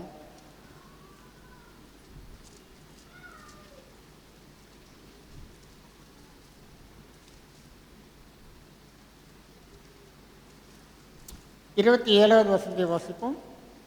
தேவன் மெய்யாக பூமியிலே வாசம் பண்ணுவாரோ? இதோ வானங்களும் வானாதி வானங்களும் உம்மை கொள்ளாதே. நான் கட்டின இந்த ஆலயம் எம்மாத்திரம். வானங்களும் வானா- வானாதி வானங்களும் கொள்ளாதே. கொள்ளாதே. சர்வ வியாபித்திருக்கிறார். காற்றை பிடிச்சி ஒரு இடத்துல அடைச்சி வைக்க முடியுமா? முடியாத காரியம். தேவனும் அதே போல எங்கும் பறந்து பரவி, வானங்களும் அநாதி வானம். வானாதி வானங்களும் உம்மை கொள்ளாதே, உன்னை அடக்கி வைக்க முடியாதேப்பா. சாலமோன் வந்து கத்தருக்கென்று முதலாவது ஒரு பிரம்மாண்டமான தேவாலயம் கட்டினான். தாவீது கட்டணும்னு ஆசைப்பட்டான், ஆனால் கத்தர் அனுமதிக்கலை. சாலமோன் கட்டி பிரதிஷ்டை பண்ணுறான். அப்போ அவன் சொல்கிறான், இதோ வானங்களும் வானாதி வானங்களும் உண்மை அடக்கி வைக்க முடியாது, நான் கட்டின இந்த ஆலயம் எம்மாத்திரம். ஏசியா தீர்க்கதரிசன புஸ்தகம் 66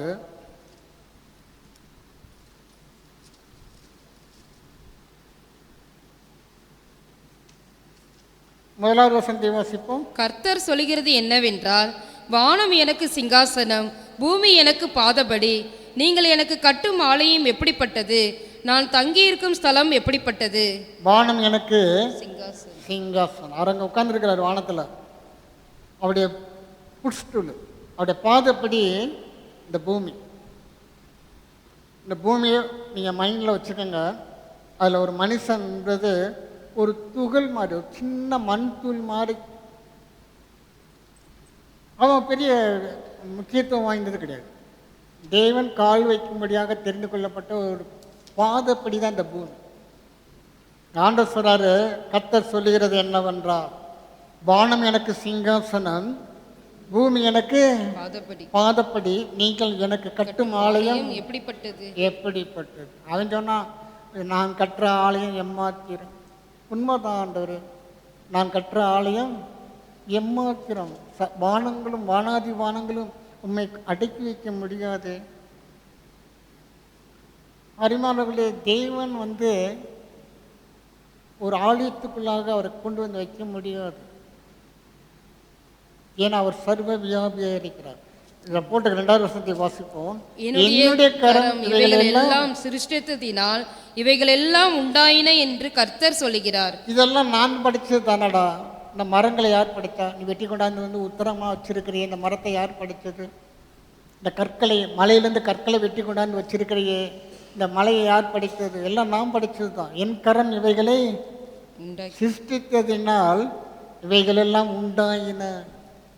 எதுவுமே வந்து நம்முடையதுன்னு சொல்றதுக்கு இந்த உலகத்தில் ஒன்றுமே கிடையாது. எல்லாம் அவருடைய படைப்பு. நம்ம என்ன பண்ணுறோம்னா, நம்ம செய்கிற ஒரு சில காரியங்களை வச்சு கர்த்தருக்கு முன்பதாக மேன்மை பாராட்டுகிறோம். ஏதோ ஒரு சின்ன காரியம் செஞ்சுட்டா, நான் கர்த்தருக்கு செஞ்சிட்டேன், சாதிச்சுட்டேன் நாக்கம். அவர் சொல்கிறாரு, இதெல்லாம் என்னுடைய கரத்தின் கிரிகளாக இருக்குதேப்பா, நான் தானே இதெல்லாம் படைத்தேன், நீ என்னத்தை பெருசா நீ உருவாக்கி கொண்டாந்து எனக்கு காணிக்க கொடுத்தியா? எல்லாம் என்னுடையது. பூமியும் அதன் நிறைவும் கர்த்தருடையது, அவர் சொந்தமானது. அப்போ அவர் எங்கே தான் இருக்கிறாரு, எங்கே தான் இருக்க முடியும்? அவருடைய அட்ரஸ் என்னன்னு பார்த்தீங்கன்னா, 1 கொரிந்தியர் 6வது அதிகாரம்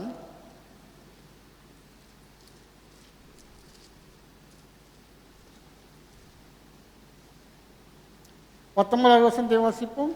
உங்கள் சரீரமானது நீங்கள் தேவனாலே பெற்றும் உங்களில் தங்கியும் இருக்கிற பரிசுத்த ஆவியினுடைய ஆலயமாய் இருக்கிறதென்றும் நீங்கள் உங்களுடையவர்கள் அல்லவென்றும் அறியீர்களா? கர்த்தர் வந்து அழகான தேவாலயத்தில் வாசமாக இருப்பதை பார்க்கலாம். தன்னை ஒடுக்கி சுருக்கி அருமையானவர்களே நமக்குள்ளே வாசமாக இருப்பதை தேவன் தெரிந்தெடுத்திருக்கிறார். அவருடைய மகத்துவங்கள், அவருடைய வல்லமைகள், அவருடைய பராக்கிரமங்கள் இப்போ எங்கே இருக்கிறது? நமக்குள்ளே இருக்கிறது.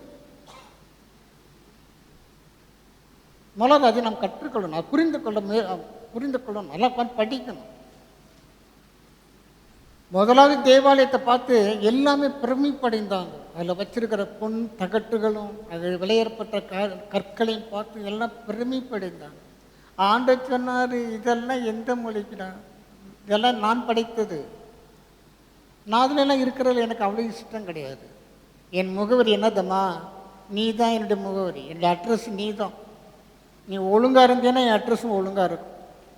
நீ போய் டாஸ்மாக் கடையில் கூத்தடிச்சேன்னா என் அட்ரஸும் தாறுமாறாகிவிடும். தேவனுடைய முகவரி நம்ம தான். ஆண்டவர் சொன்னார், என்னை காண்கிறவன் பிதாவை காண்கிறான். பவுல் சொன்னா, நான் இயேசுவை பின்பற்றுவது போல நீங்களும் என்னை பின்பற்றுங்கள். நாம இன்னைக்கு அப்படி சொல்லணும். என்னை காண்கிறவன் இயேசுவை காண்கிறான்.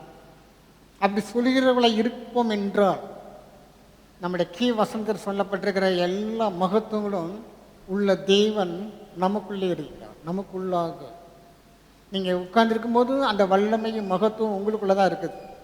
அந்த கீவேடனா கை வச்சுருக்காங்க. அந்த கீவேடை திருப்பி வாசிப்போம். 1 நாளாகமம் 29 11 12. கர்த்தாவே, மாட்சிமையும் வல்லமையும் மகிமையும் ஜெயமும் மகத்துவமும் உம்முடையவைகள். வானத்திலும் பூமியிலும் உள்ளவைகள் எல்லாம் உம்முடையவைகள். கர்த்தாவே, ராஜ்யமும் உம்முடையது. தேவரீர் எல்லாருக்கும் தலைவராய் உயர்ந்திருக்கிறீர். ஐஸ்வர்யம் கனமும் உம்மாலே வருகிறது. தேவரீர் எல்லாவற்றையும் ஆளுகிறவர். உம்முடைய கரத்திலே சத்துவமும் வல்லமையும் உண்டு. எவரையும் மேன்மைப்படுத்தவும் பலப்படுத்தவும் உம்முடைய கரத்தினால் ஆகும். ஐஸ்வர்யமும் கனமும் உம்மாலே வருகிறது. நம்முடைய மெட்டீரியல் பிளஸஸ், உலக பிராம நம்முடைய ஆசீர்வாதம். அடுத்தபடியாக உம்முடைய கரத்திலே சத்துவமும் வல்லமையும் உண்டு. அடுத்தபடியாக எவரையும் மேன்மைப்படுத்தவும் பலப்படுத்தவும் உம்மாலே ஆகும். இதெல்லாம் உலக ஆசீர்வாதங்கள். இதெல்லாம் எங்க இருக்குதா? ஆண்டவர் சொல்றாரு, அவையான இங்க எழுதி வச்சிருக்கிறாரு, உங்கள் சரீரமானது நீங்கள் தேவனாலே பெற்றும் உங்களில் தங்கியும் இருக்கிற பரிசுத்த ஆவியினுடைய ஆலயமாய் இருக்கிறது என்றும் நீங்கள் உங்களுடைய அல்லவென்றும் அறியீர்களா? பரிசுத்த ஆவியார் நமக்குள்ளே இருப்பார் என்றால், வார்த்தையானவர் நமக்குள்ளே இருப்பார் என்றால், கர்த்தராகிய தேவன் நமக்குள்ளே இருப்பார் என்றால், இவ்வளவு நமக்குள்ளே தான் இருக்குது. நீங்கள் வெளியே எங்கேயும் தேடி போக வேண்டிய அவசியமே கிடையாது. இருக்கிற இடத்துல நீங்கள் எங்கே இருக்கிறீங்களோ அங்கே தேவனுடைய மகிமை இருக்கும், தேவனுடைய பிரசன்னம் இருக்கும், தேவனுடைய மகத்துவம் உங்களோட இருக்கும். ஏன்னா நம்மளையே தேவன் அவர் தங்கும் ஆலயமாக தெரிந்தெடுத்திருக்கிறார். நம்முடைய சரீரம் என்பது அதாவது காலையில் தோன்றி மாலையிலே வாடி போகிற ஒரு பூவை போல இருக்கு. மனிதனுடைய மகிமை, இவனுடைய பெருமை, இவனுடைய மேன்மை எல்லாம் அற்பமாக இருக்குது. ஆனால் தேவன் அப்படிப்பட்ட நம்மை அவர் தங்கும் ஆலயமாக தெரிந்தெடுத்திருக்கிறார். புரிந்து கொள்ளணும். நமக்கு எந்த அளவுக்கு அவர் முக்கியத்துவம் கொடுத்திருக்கிறார் என்பதை நாம் புரிந்து கொள்ள வேண்டும். ஞானிகள் எங்கே போய் தேடினாங்கன்னா, ஏரோதுடைய அரண்மனையில் போய் தேடினாங்க. யூதருக்கு ராஜாவை பிறந்திருக்கிறவர் எங்கே? ஆனால் தேவதூதர்கள் என்னமா சொன்னாங்க? அவர் முன்னணியில் கிடைத்திருக்க நீங்கள் காண்பீர்கள். அவர் இங்கெல்லாம் இருக்க மாட்டார், அவர் அங்கே இருப்பார். நம்முடைய இருதயம் ஒரு மாட்டு தொழுவத்தில் இருக்கிற முன்னணி போல துர்நாற்றம் உள்ளது. மாடு கட்டியிருக்கிற எப்படி இருக்கும்? அது சாணம், அதனுடைய கழிவுகள் எப்படி இருக்கும்? கமகமனாக இருக்கும். நம்முடைய இருதயம் அப்படி தானே இருக்குது. இதயத்துக்குள்ள எவ்வளோ அசுத்தங்கள் நம்ம வச்சுருக்கணும். ஆவியான உணர்த்துறாரு, சுத்தம் பண்ணிகிட்டே இருக்கணும். அப்போ நாம் எந்த அளவுக்கு நம்முடைய இருதயத்தை தேவன் தங்குவதற்கு ஆயத்தப்படுத்துகிறோமோ அந்த அளவுக்கு அவர் அங்கே இருப்பார். உன் பாளைய சுற்றில் நான் வருவேன் உன்னை காக்கும்படிக்கு, ஆனால் உன் பாளையம் சுத்தமாக இருக்கணும், இல்லைன்னா நான் போயிடுவார். அப்போ தேவன் ஆலயமாகிய நமக்குள்ளே அவர் வாசமாக இருக்க வேண்டும் என்றால் இந்த ஆலயத்தை பரிசுத்தமாய் காத்துக்கொள்ள வேண்டிய பொறுப்பு நமக்கு தான் இருக்கிறது, அவரவருக்கு இருக்கிறது. இங்கே சொல்லப்பட்டிருக்கிறது, உங்கள் சரீரமானது நீங்கள் தேவனாலே பெற்று. இது சரீரத்தை நம்ம ஒருவேளை அம்மா அப்பா பெற்று எடுத்திருக்கலாம், ஆனால் அதை உருவாக்கினது தேவன். தேவனாலே பெற்றிருக்கிறோம் நாம். அவர் என்னைக்கு ஆதாமுடைய நாசியில் சுவாசத்தை ஊதினாரோ அப்போ இருந்து நமக்குள்ளாக ஜீவன் அங்கே ஓடிக்கிட்டே இருக்கு, சுவாசம் ஓடிக்கிட்டே இருக்கு. அடுத்த வசனத்தை வாசிப்போம். கிரயத்துக்கு கொல்லப்பட்டீர்களே, ஆகையால் தேவனுக்கு உடையவர்களாகிய உங்கள் சரீரத்தினாலும் உங்கள் ஆவியினாலும் தேவனை மகிமைப்படுத்துங்கள். ஆதாம் வந்து ஏதேன் தோட்டத்தில் பிசாசிட்ட தேவன் கொடுத்த எல்லாத்தையும் இழந்துட்டான். கர்த்தர் என்ன பண்ணாருன்னா அதை தம்முடைய குமாரனாகிய கிறிஸ்துவின் இரத்தத்தை கிரயமாக கொடுத்து நம்மளை மீட்டெடுத்திருக்கிறார். கிரயத்துக்கு கொல்லப்பட்டீர்களே, ஆகையால் தேவனுக்கு உடையவைகளாகிய உங்கள் சரீரத்தினாலும் உங்கள் ஆவியினாலும். இதுக்கு தேவன் சொந்தம். அந்த ஓனர்ஷிப் யாருன்னு கேட்டீங்கன்னா தேவன் யெகோவா.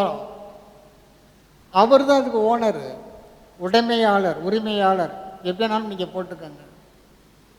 தேவனுக்கு உடையவைகளாகிய உங்கள் சரீரத்தினாலும் உங்கள் ஆவியினாலும் தேவனை மகிமைப்படுத்துங்கள்.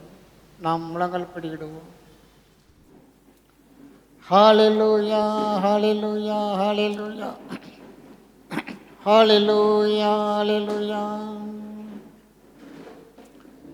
கர்த்தாவே, மாட்சிமையும் வல்லமையும் மகிமையும் ஜெயமும் மகத்துவமும் உம்முடையவைகள். வானத்திலும் பூமியிலும் உள்ளவைகள் எல்லாம் உம்முடையவைகள். கர்த்தாவே, ராஜ்யமும் உம்முடையது. தேவரீர் எல்லாருக்கும் தலைவராய் உயர்ந்திருக்கிறீர். ஐஸ்வர்யமும் கனமும் உம்மாலே வருகிறது. தேவரீர் எல்லாவற்றையும் ஆளுகிறவர்.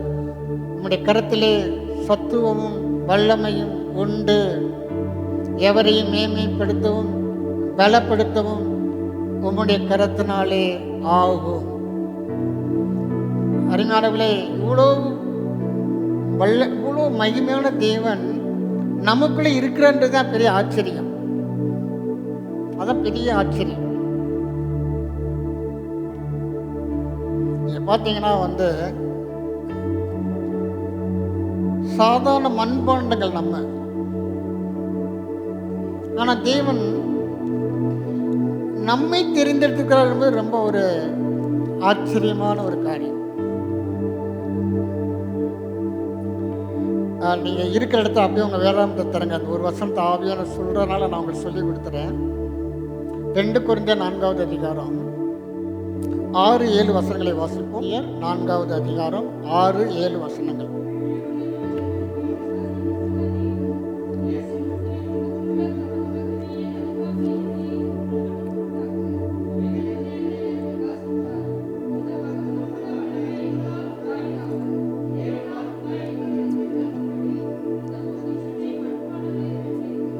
இந்த பொக்கிஷத்தை மண்பாண்டமாகிய நம்முடைய சரீரத்தில் நாம் பெற்றிருக்கிறோம். இவ்வளோ மகத்துவமுள்ள தேவன் இன்னைக்கு நமக்குள்ள இருக்கிறார்.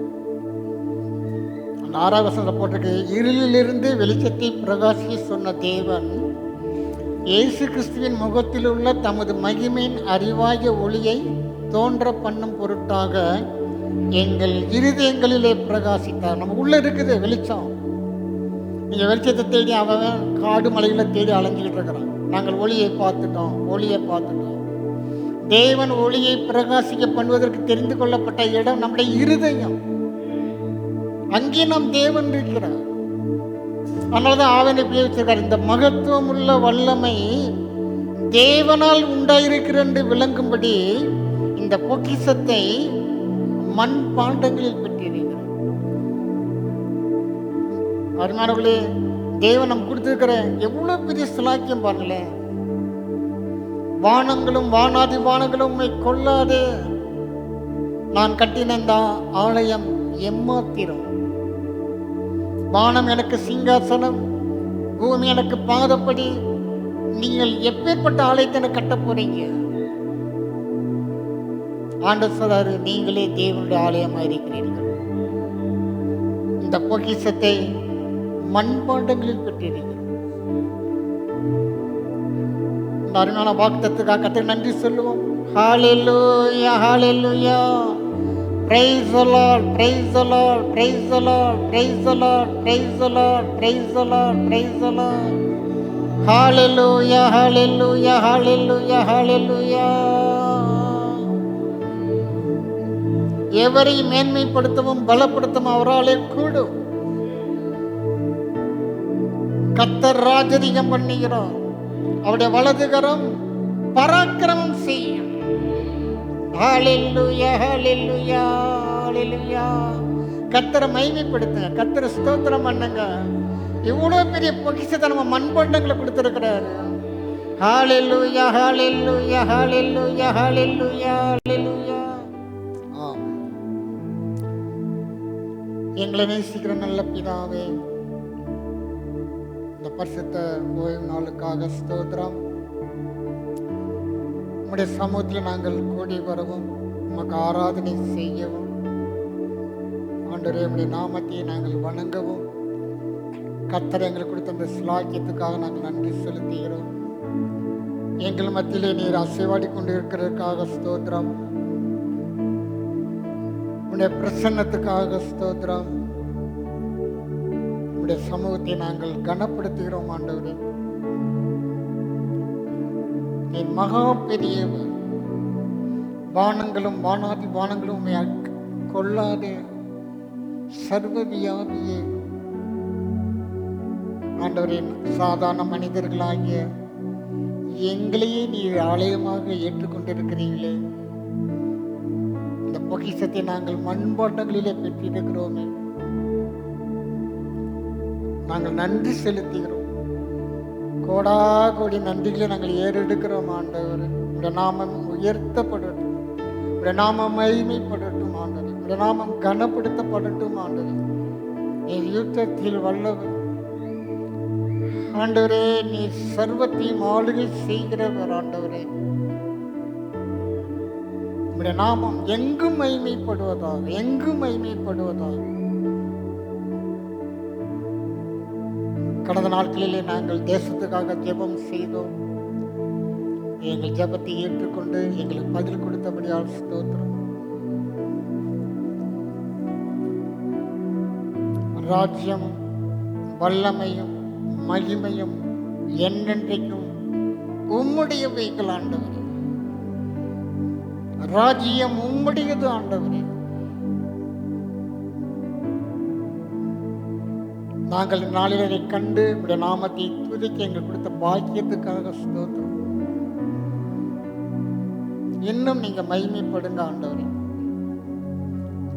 நல்ல பிதாவே, நாங்களும் ஸ்துதிக்கிறோம். தேசத்துல சுபிட்சம் உண்டாகட்டும், விசேஷமாக ரட்சிப்பு உண்டாகட்டும். சுவிசேஷத்துக்கு தடைகள் எல்லாம் முற்றிலுமாய் நீங்கி போகட்டும். அறிந்து கொள்ளாத ஜனங்களை அறிந்து கொள்றதுக்கு இந்த நாளிலே கொடுத்த கிருபைகளுக்காக நாங்கள் நன்றி செலுத்தி, நீ நினைத்தது ஒரு நாளும் தடைப்படாது ஆண்டவர். சகலத்தையும் செய்ய வல்லவர் எங்கள் தெய்வம். எங்கள் விண்ணப்பத்தை கேட்கிறவர், அதற்கு பதில் கொடுக்கிறவராக இருக்கிறபடியால் ஸ்தோத்திரம். நல்ல பிதாவே, நாங்கள் துதிக்கிறோம். எங்களையும் எங்களுடைய ஆராதனையும் தேவன் அங்கீகரித்து ஏற்றுக்கொண்டபடியால் ஸ்தோத்திரம். உம்முடைய சமூகத்திலே வந்திருக்கிற உம்முடைய ஜனங்களுக்காக ஸ்தோத்திரம். சபைக்காக நான் ஜெபிக்கிறேன். சபையில் உள்ள ஒவ்வொரு விசுவாசிக்காக, ஒவ்வொரு விசுவாச குடும்பங்களுக்காக நான் ஜெபிக்கிறேன் ஆண்டவரே. இவர்கள் எல்லாம் உம்முடைய ஜனங்கள், உம்முடைய இரத்தத்தாலே மீட்கப்பட்டவர்கள், கிரயத்துக்கு கொல்லப்பட்டவர்கள். இவர்களை நீ நேசிக்கிறபடியால் உமக்கு ஸ்தோத்திரம். ஒவ்வொருவருடைய வாழ்க்கையிலும் தேவனுடைய கிருபையும் தயவும் இரக்கங்களும் பெருகட்டும் ஆண்டவர். குடும்பத்தில் சமாதானமும் சௌக்கியமும் உண்டாகட்டும், வாழ்வும் வளமையும் உண்டாகட்டும், ரட்சிப்பு உண்டாகட்டும், பரிசுத்தம் உண்டாகட்டும். தேவனுக்கு பிரியமான வாழ்க்கை வாழும்படி ஒவ்வொருடைய இருதயத்திலும் தேவன் ஆளுகை செய்யுங்க ஆண்டவர். பொருளாதார நன்மைகளை கொடுங்க, குறைகள் எல்லாம் நிறைவு செய்யுங்க. கையின் பிரயாசங்களை ஆஸ்வதிங்க. முதலாவது தேவனுடைய ராஜ்யத்தையும் நீதியை தேடுங்கன்னு சொல்லியிருக்கிறீங்க. அழிந்து போற போஜனத்திற்காக அல்ல, அழியாத நித்திய ஜீவனுக்கு நேராக வழிநடத்துகிற வார்த்தையை பெற்றுக்கொள்கிறவர்களாக நாங்கள் காணப்படட்டும் ஆண்டவரே. நாங்கள் ஒரு சின்ன சின்ன சின்ன ஆசுவங்களுக்காக உம்மை தேடுகிறவர்களாக அல்லாமல் உமக்காக உம்மை தேடுகிற அந்த இருதயத்தை எங்கள் ஒவ்வொருவருக்கும் கொடுங்க ஆண்டவர். சபையில் இருக்கிற ஆண்டவரே முதியோர்களுக்காக ஸ்தோத்திரம், குடும்ப தாய் தகப்பனுக்காக ஸ்தோத்திரம், வாலிய பிள்ளைகளுக்காக ஸ்தோத்திரம்,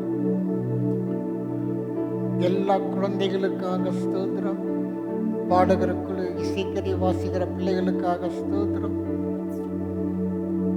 ஆண்டவரே, படிக்கிற பிள்ளைகளுக்கு வேண்டிய கிருபைகளை ஞானத்தையும் கொடுங்க. வர நாட்களில் கல்வி சாலைகள் திறக்கப்படுகிறது. பிள்ளைகள் வேண்டிய கிருபைகளை ஞானத்தை கல்வி மனு நாவுக்காக நாங்கள் ஜெபிக்கிறோம். இந்த கடுமையான வெப்பத்தையும் கூட நாங்கள் கடந்து வரும்படி எங்கள் கிருபை செய்தீங்க. ஆங்காங்கே பெய்து வருகிற மழைக்காக ஸ்தோத்திரம். ஆண்டவரே, உடைய சமூகத்தில் நீர் அனுப்பி கொண்டிருக்கிற ஒவ்வொரு நல்ல ஈவுகளுக்காக நாங்கள் ஸ்தோத்திரிக்கிறோம். ஆண்டவரே, சபைக்காக ஜெபிக்கிறோம். ஆண்டவரே, ரட்சிக்கப்படுகிறவர்களை கர்த்தர் அனுதினமும் சபையிலே சேர்த்தார் என்று இருக்கிறது. ஆண்டவரே, சபையுடைய எல்லா தேவைகளுக்காக ஜெபிக்கிறோம். குறைகளை நிறைவு செய்ய இந்த நாளில் நம்முடைய சமூகத்திலே வந்தது நல்லது என்று காணும்படியான நல்ல ஆசீர்வாதங்களை ஜனங்களுக்கு கொடுங்க. ஆண்டவர், உடைய நாமம் மகிமைப்படட்டும். எங்களை தாழ்த்துகிறோம். எல்லா துதிக்கான மகிமையை நாங்கள் ஒவ்வொருவருக்கே செலுத்துகிறோம். இயேசுவின் நாமத்தில் ஜெபங்களும் பிதாவே. என் ஆத்துமாவே கர்த்தரை ஸ்தோத்திரி, என் முழு உள்ளமே அவருடைய பரிசுத்த நாமத்தை ஸ்தோத்திரி. என் ஆத்துமாவே கர்த்தரை ஸ்தோத்திரி, அவர் செய்த சகல உபகாரங்களையும் மறவாதே. ஆமென். கர்த்தர் உன்னை ஆசீர்வதித்து உன்னை காக்க கடவர். கர்த்தர் தம்முடைய முகத்தை உன்மேல் பிரகாசிக்க பண்ணி உன்மேல் கிருபையாய் இருக்க கடவர்.